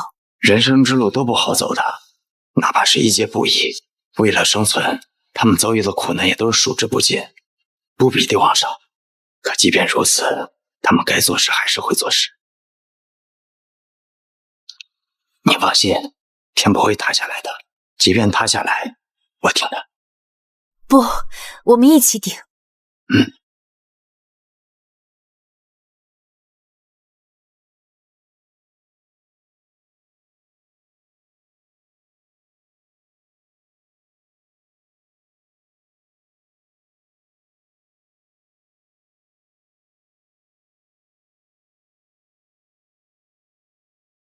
真是郎才女貌，羡煞旁人呢。昭华公主，想我苍兰郡这青年才俊也是颇多，虽然能达到在下这般水平的，属实是凤毛麟角，但不知您是否婚配呀？公主，昭华公主，诸位爱卿，在我国各州县官府的各级官员们没日没夜的奋战下，终于悉数缴获阿芙蓉烟膏，并抓捕贩卖者数千名。今日就在众卿的面前，将这些祸国殃民的毒虫正法，并焚毁所有阿芙蓉。准备行刑点火。陛下，你真的确定所有的贩卖者和阿芙蓉都在此吗？当然。可老臣听说不是这样。没错，就在刚刚，我们几位得到线报，京城镇远镖局正运送一批阿芙蓉到山河郡，被下官的部下当场截获。据总镖头供认，他还有个上线，但是他这个上线非常之狡猾与小心，他们之间也未曾劳怒。陛下，我虽然替你抓到了这个镖头，但是他的上线到底是谁，至今仍然是个谜。就目前的证据而言，他的这个上线肯定是一个权力巨大的阿芙蓉贩卖者。既然如此，那就说明毒根未断。当然，皇上如果不相信，可以派人去问京城衙署的官员。竟还有漏网之鱼！大牙，兑现承诺，让出皇位吧。对，君子一言，驷马难追。哎呀，胡大人，胡说什么呢？什么君子呀？圣人说得好，自古唯女子与小人难养也。言之有理。既然是同小人，陪他食言，该如何是好啊？阁老，他若食言，满朝文武就要群起而攻之，不仅地位不保，贱命也难保啊！别着急啊，诸位，说好了10日，虽然今天是第10日，但12时辰还没过完。垂死挣扎。司空大人，您交代的事情一半妥。带上来。哎，慢点！哎呦！皇饶命！司空饶命！我什么都知道，什么都知道。不，杀猪的，你派兵绑我的儿子是何用意？让他自己说。不过严高郎，你放心，令公子绝不会像镇远镖局镖头那样被你屈打成招的。不信，你可以看看他的身上，绝无伤口。对，司空大人绝没有严刑逼供，我是良心发现。别扯了你，什么良心发现？你是被抓了现行，不得不招。现在赶紧告诉大家，到底干了些什么？回司空，回圣上，我奉我爹之命，跟我寇姐联合贩卖俄芙蓉，我们严家实施国内实力最大的贩卖。你这个女子，你胡说！包括1个时辰前被抓了镇远镖局总镖头，也是我爹栽赃陷害的。这箱子里的俄芙蓉是我们偷偷放进去的，还有烙铁，让镖头签字画押，承认上面幕后黑手。爹，咱就别垂死挣扎了。我半个时辰前就北郊仓库清点俄芙蓉被抓了个现行，躲不掉的。不过皇上，这一切都是我爹这个老糊涂让出事的，我是奉命行事啊！你这个女子，竟然要陷害你的亲爹！皇上，这个女子通敌卖爹，她为了减轻罪孽，竟然将老臣也牵涉其中了呀！老匹夫，10天前我就亲自跟踪你们，你们的一言一行、交易明细，我都了然于心。现在人证物证俱在，你还有什么可说的？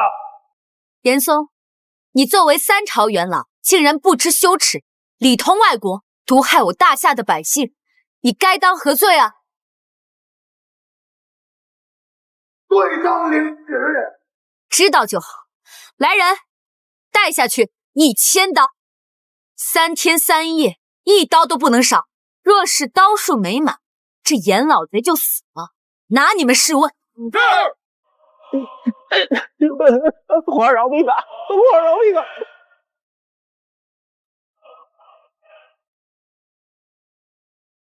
陛下登基以来，乾坤朗润，四海归心，北阙蛮族如蛐雀，南府夷狄若还音。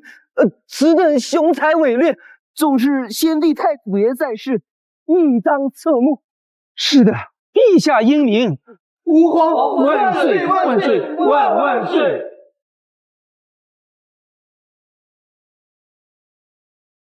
苍兰国竟然成了大夏的苍兰郡，俄芙蓉之灾也被化解，这樊哙倒让人出乎意料。除了武功盖世，脑子也不简单。最可恨的是，这苍兰国的朴俊兴竟然违背盟约。元帅，请派精锐道部手100人，由我带队潜入苍兰，去取了朴俊兴的主意。你不是朴俊兴的对手。去了后，再把命扔那儿。禀元帅，大王顺利出关了。好，父王终于出关了。樊哙、张扬命不久矣了。哈哈哈哈哈哈！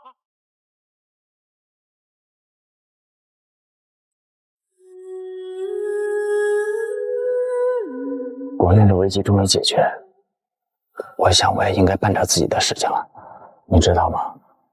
每晚我都在做同一个噩梦，梦见小时候我躲在房梁上，眼睁睁地看着父母被杀，我却无能为力。这个噩梦困扰了我整整15年。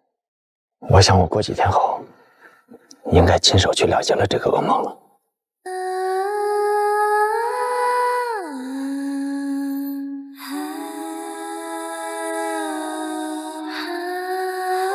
你怎么不说话？是舍不得我走吗？你放心，我很快就会回来。你声音怎么在发抖啊？是不是生病了？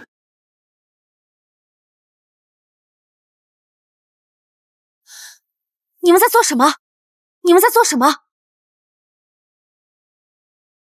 姐姐，跟我没关系。我是在从演武场回来之后，我就来找你，就发现你房间有热水，我就想着洗个澡，然后我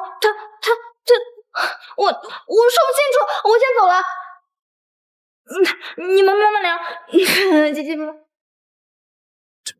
小雅，你听我解释啊，不是你想的那样的。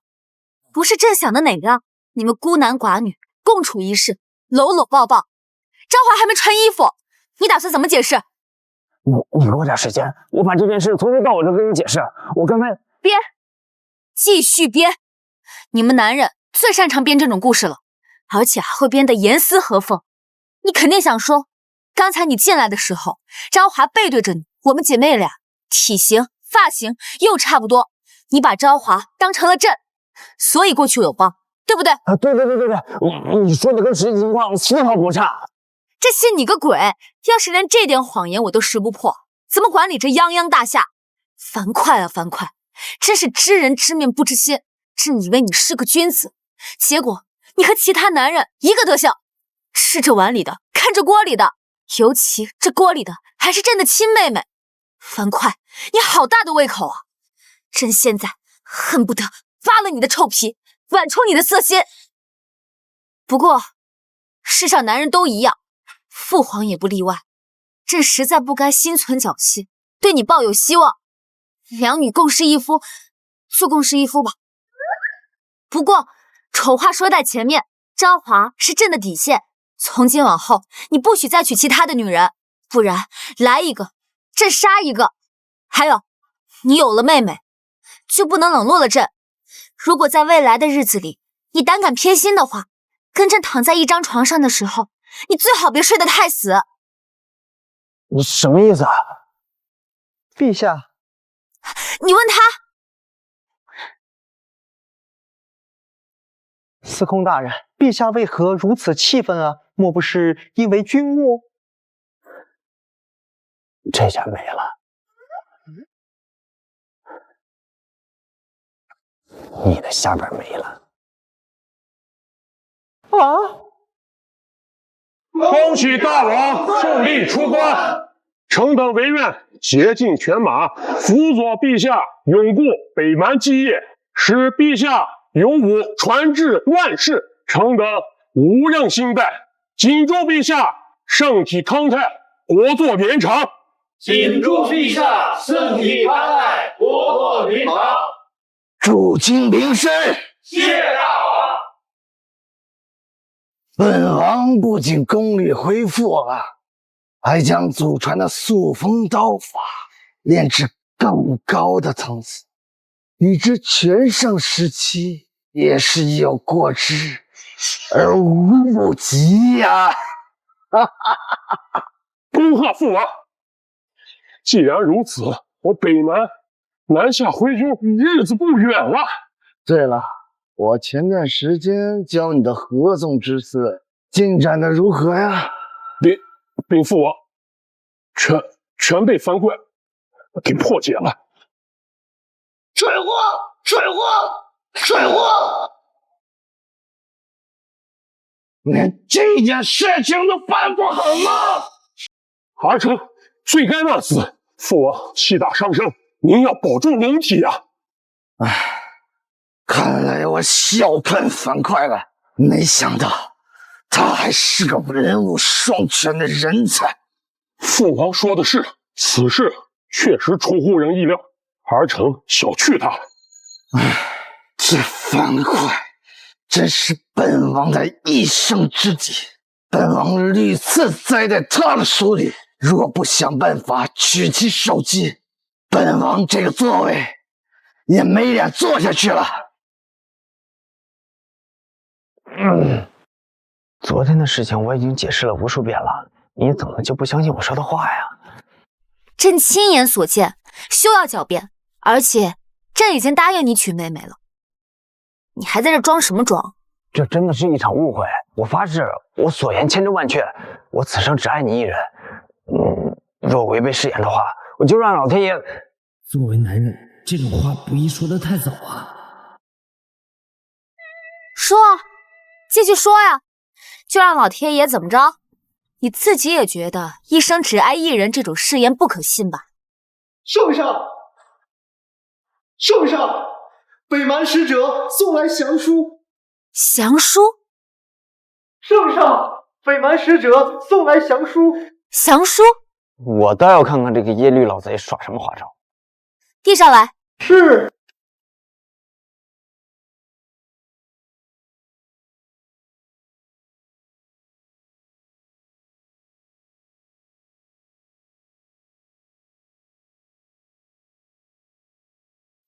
无字。这耶律老贼是何用意？难道纯粹为了挑衅？把戒指扔了！快！陛下，他这是怎么了？信纸上有毒。我马上去请太医。等等，赶紧去找北蛮使者，莫让他跑了。是。没办法，看来只能用那一招了。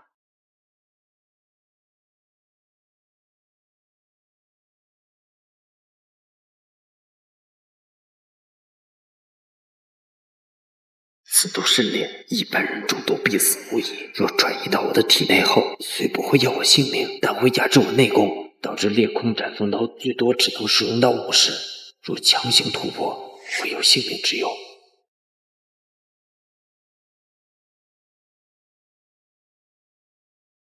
这耶律老贼着实阴毒，当年泰山之巅，若不放虎归山，取了他的性命，恐怕此后就没有这么多后顾之忧了。太医，快给皇上瞧瞧。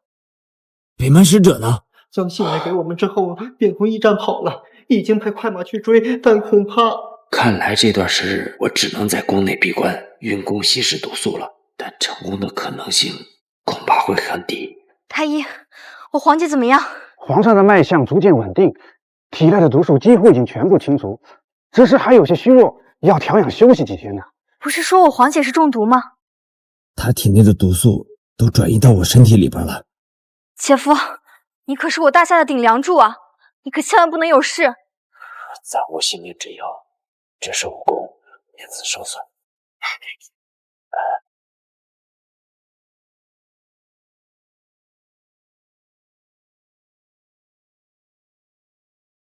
啊，是暗灵砂，这是北蛮特有的毒药，不光能下在汤药中，仅仅是触摸也比遭烂呐。想要解此毒，必须有玉灵露，但是此药也是北蛮皇室所独有啊。那这下可麻烦了。王公公，麻烦给我找个清静之处，这几个月我要试着运功，稀释毒素。奴才遵命。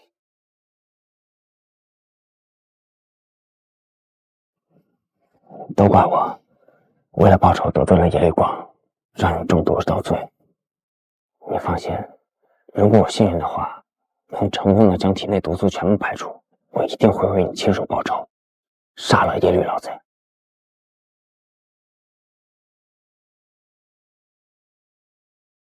但也正因为此事，我才彻底看清自己想要的。为了你，我可以付出任何代价。哪怕是生命或者武功尽失，之前我发誓的时候犹豫了，仅此一事，我可以毫不犹豫地告诉你，我这一辈子只爱你一个人。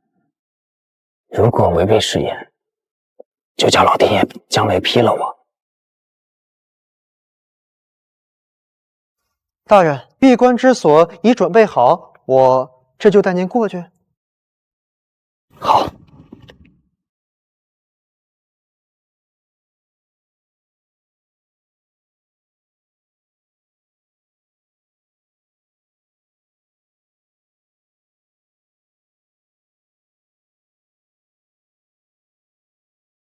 姐姐，姐姐，你醒了，快坐。你现在感觉怎么样？之前究竟发生了何事？朕只记得拿了耶律光的信后，就觉得天旋地转，之后什么事都不记得了。樊哙呢？姐，樊哙他究竟发生了何事？樊哙又去了何处？事情是这样子的，当天连英给你送来了一封降书，你打开之后，结果是空的，谁也没有想到那信封上面居然含了毒，之后你就中毒昏迷不醒，是师傅他把毒吸到了自己身上，然后他现在闭关解毒去了。那岂不是朕连累了他？姐姐，这也不能怪你，都怪耶律光那个天杀的老贼造的孽。樊哙他练了一辈子的刀，好不容易才熬出了刀神的名头，万一要是功力恢复不了，那岂不是比杀了他还难受？朕和你都是习武之人，理应明白这种感受。我明白，但现在也只能让他先试一试了。倘若他闭关解毒不成功的话，不仅他自己生不如死，若是让北蛮人知道这个消息，知道我大夏现在没了依仗，那中原必定兵连祸结。现在只有一个办法，那就是朕亲自去找耶律光要解药。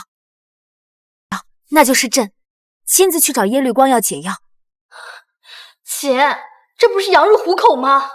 自从认识樊哙以来，一直是他为朕排忧解难，现在也是时候朕为他做点什么事了。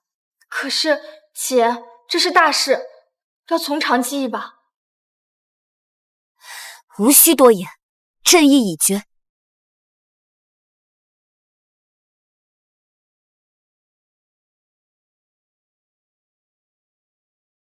瀚海君，这次就拜托你了。夏国皇帝，请放心，我们瑞士国作为永久中立国，几十年来作为仲裁者的我们，调解过战争无数，不管什么人都不敢在我的地盘闹事。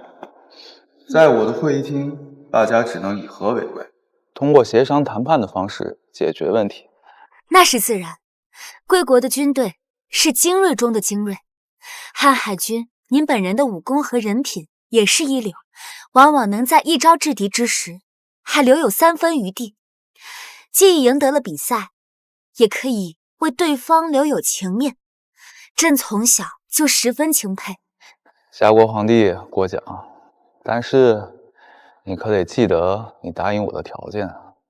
明白，只要拿到了解药，就将足够10万军队的装备以及盔甲，还有足用1年的粮饷，如数交付。甚好。北蛮大王耶律光到！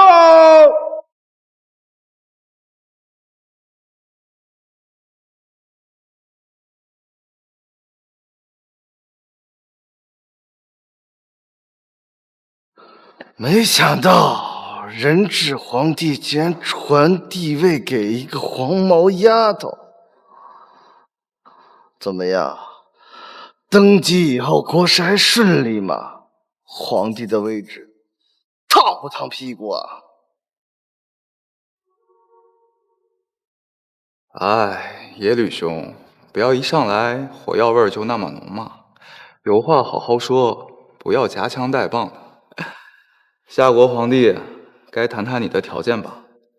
好，北蛮大王，只要你肯交出御灵丹，待樊哙解了毒，朕就将燕云16州割让给你。好大方啊！燕云16州可是军事重地，如此丧权辱国的条约你都能提得出来，那不妨再加一条，我要裂空斩风刀。这万万不可！这等同于将大夏拱手让人，昏君的名号，朕可不敢当。那就没得谈了。瀚海君，您作为中立国国君，深谙平衡之道。这北蛮国嗜血成性，若是得了裂空斩风刀，不仅我大夏要遭难，这天下也永无宁日。我就知道你会说这些漂亮话。既然你说到平衡之道，那么刀谱为什么一定要在你大夏人的手里？俗话说得好，皇帝轮流坐，刀谱轮流练呐，这才是平衡之道。你强词夺理！丫头，你要这么任性的话，那我可就来硬的了。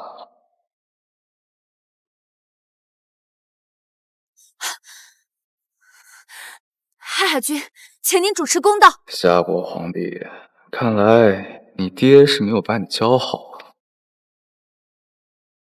他难道没有告诉你一个亘古不变的道理？哪边强，哪边就是公道。瀚海君，你这样为虎作伥，有悖中立国的精神。黄毛丫头，你懂什么？纵观天下豪杰，只有北蛮大王耶律光有席卷天下、纵横大陆的雄心武力。现在列国之间明争暗斗不止，百姓苦不堪言。唯有耶律兄这样的雄主一统天下，天下才能够太平。当然，流血牺牲是少不了的，但是长痛不如短痛啊！歪理邪说，不行，真的好美呀！我儿苍狼曾经多次提起你的美貌，我都不信。今日一见，我儿所言非虚呀！我儿在当时比武招婿大会上未能娶得了你，不过既然当不了我儿媳，就当我的妃子吧。瀚海君，这次辛苦你了。为大王效力不曾辛苦，等到大王一统天下之日，不要忘了今日献上一点绵薄之力的老朋友就行。好说。等过了几日，我与朝阳成婚之夜，给你发喜帖，到时候来我北莽国喝几杯喜酒。一定一定。果然有其子必有其父。我后宫丽妃1000，子嗣2000，个个都像本王一样雄壮。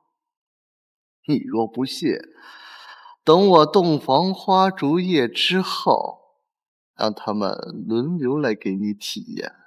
我们北蛮的传统就是父子爷孙同乐。无耻淫棍！你会爱上这根棍子的。朝阳，赶紧背刀谱吧。你妄想！这样也好，樊哙现在身受剧毒，不是本王的对手，那我就与你大夏国开战，从你的国库中抢走刀谱也是一样的。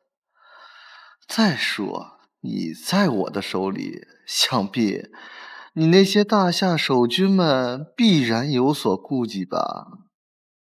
这样，我也能轻松不少。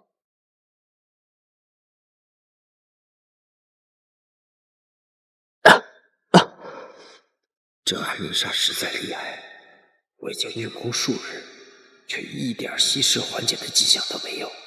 哎呀，赵华殿下，司空大人正在闭关疗伤，不可打扰啊！给我起开！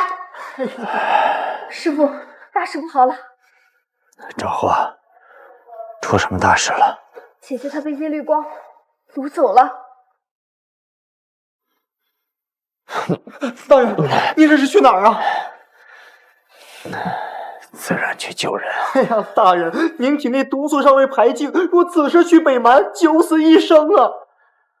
顾不得这么多了。哎呀，大人，师傅，大人危险啊！哎呀！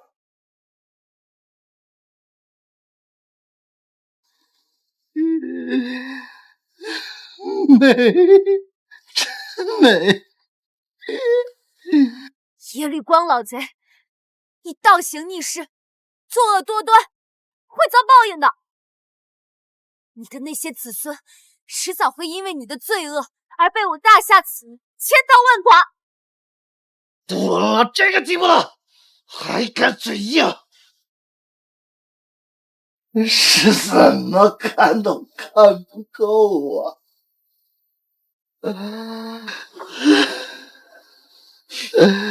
别拿你的脏手碰朕！pau若天仙，无何宁止。你说，我虽阅女无数，但是你是我宠幸过最美的女人。我都不舍得让我的子孙们共享了。来吧，宝贝儿，我好好疼着你。放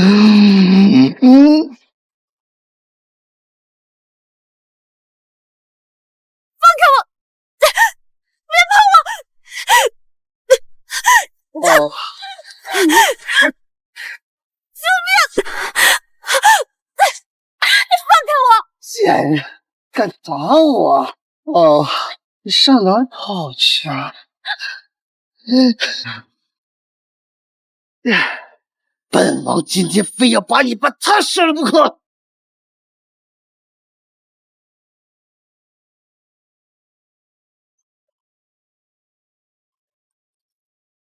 瀚海兄，我敬你一杯。好，此番若不是德宁相助，朝阳那丫头怎么那么容易就能充气？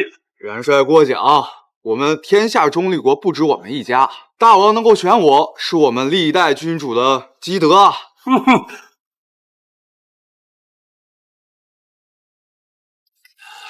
这事若是被刀神樊哙知晓，他会不会来营救啊？呵呵，莫担心，现在用刀神称呼他已经不合适了，其功力已经被压制。如今龙虎榜排名第一是我家父王，哼，所以只要他不傻，绝不敢前来。原来如此，来。你要干什么？你走开！你要干什么？别我！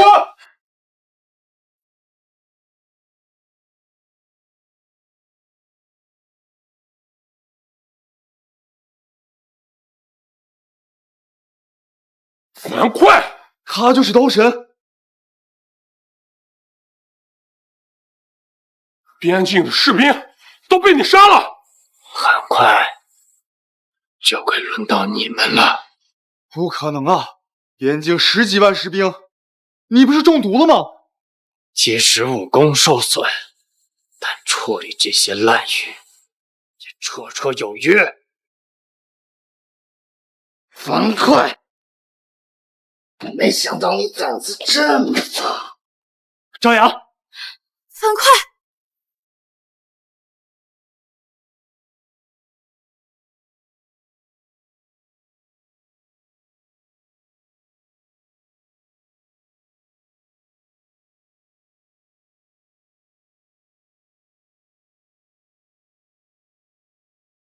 你的纹身是？你的纹身是？我北蛮皇室皆有此纹身，怎么了？那么当年灭飞龙镖局的人是你，还是你的儿子？飞龙镖局。哦，是江南城的那个飞龙镖局，镖头叫樊於期，人送外号江南百金刀。是你所杀？是我。樊哙，你难道就是当年跑得不知所踪的樊家少爷？就是我呀，我们还真是有缘呐！当年泰山之巅，我们决斗，我输了，但你却一念之慈放了我。你这个不孝子，没想到吧？你放走的是当年屠你樊家满门的仇人。你为何要杀害我父母？是想图谋我家祖传宝刀，还是想抢夺我爹自创武法奔雷刀法？都不是，我只是恰巧路过而已。对，就是路过。我当年只是北蛮的皇子，闲来无事，腰缠10万贯，骑鹤下江南。本来好好打算娱乐消遣一番，结果没想到头一天就下起了暴雨，便在飞龙镖局大门屋檐下躲避。这时候突然有人开门，出来的是一个美艳的少妇，她邀请我进去避雨，给我递了杯热茶。壮士请用茶。不过我却没有喝那杯茶，茶是越来越浓，而我的心却是越来越赤。我便把他给强暴。救命！救命！救我！救命！来人！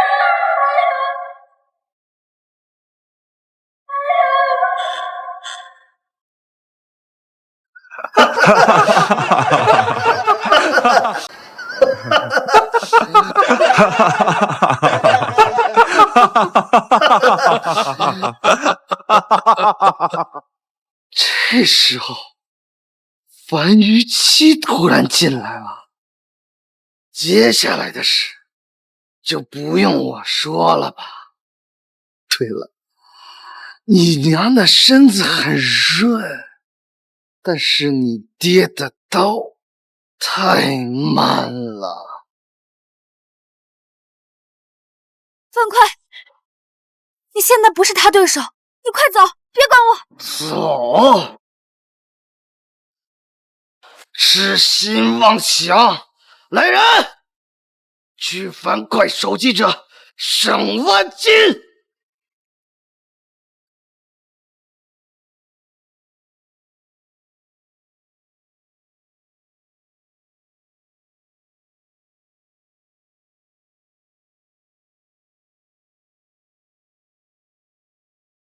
都给我上！都给我上！啊！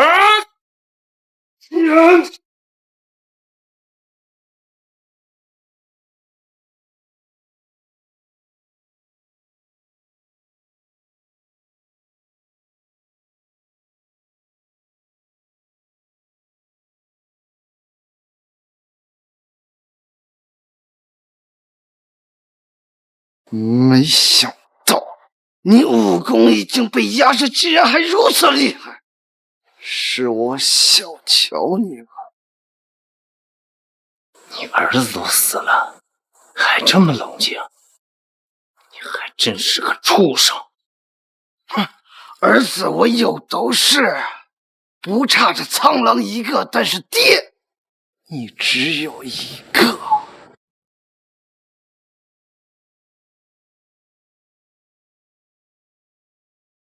老贼，拿命来！老贼，拿命来！狂犬废日！今日我就让你尝尝我这几年闭关的成果。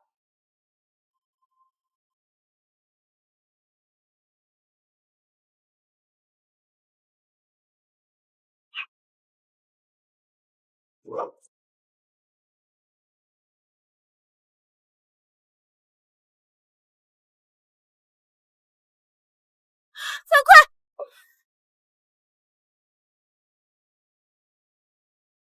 能看见堂堂刀神如今变成待宰的羔羊，实在痛快。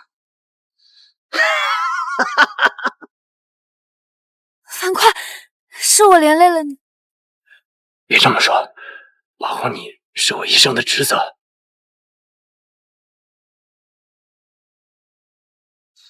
别打情骂俏了，待会儿我把你杀了，就像当年我伺候你娘一样，好好的让朝阳也舒坦舒坦，然后把他犒劳给三军，到时候看你泱泱大夏国的脸面往哪儿放。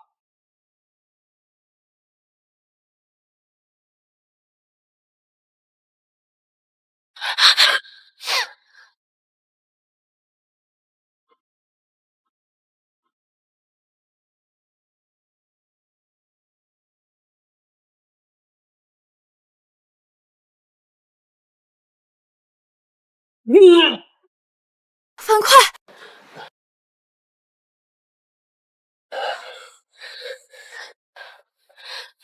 耶律光，耶律光，我请你住手！我愿意交出刀谱，我愿意交出刀谱，只要你不杀他，我愿意做任何事。真的吗？任何事都可以？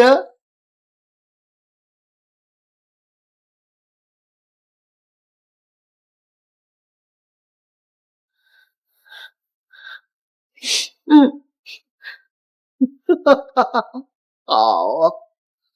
听说你们大夏汉唐美得很，哎呦，让我跟樊哙兄弟看看。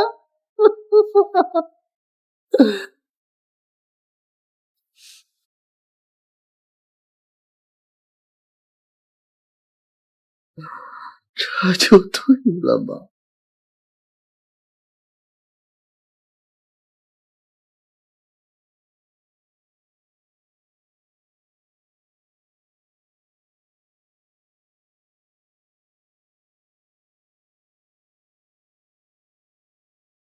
多谢北蛮大王。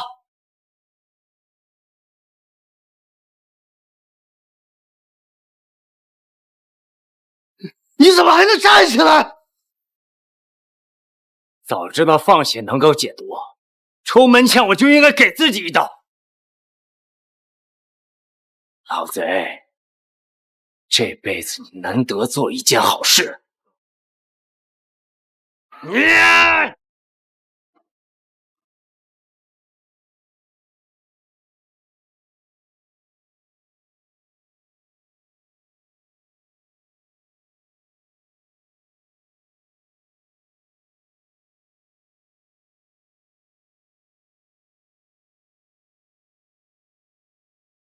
耶律光，你的刀太慢了。这样，我不甘心，我的10万铁骑还没有打破你大夏的江山，我的刀还没有横扫大陆10万国归义，我要青史留名啊！我让后世都知道我耶律光的名字，我不可惜呀！这我耶律光的名字，我不可惜呀！青史，我告诉你什么叫做青史，不是某年某月某日你杀了谁这么无聊的问题。我怎么也没想到你们这些蠢货会这么感兴趣。10年前我妇人之心放了你那一刀，今日我再给你表演一次裂空斩风刀第10式归一，轰锋巨灭。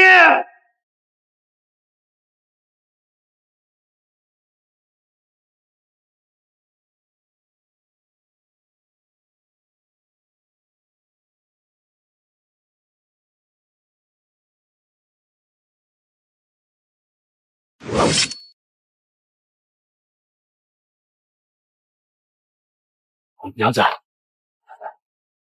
我们回家。回家。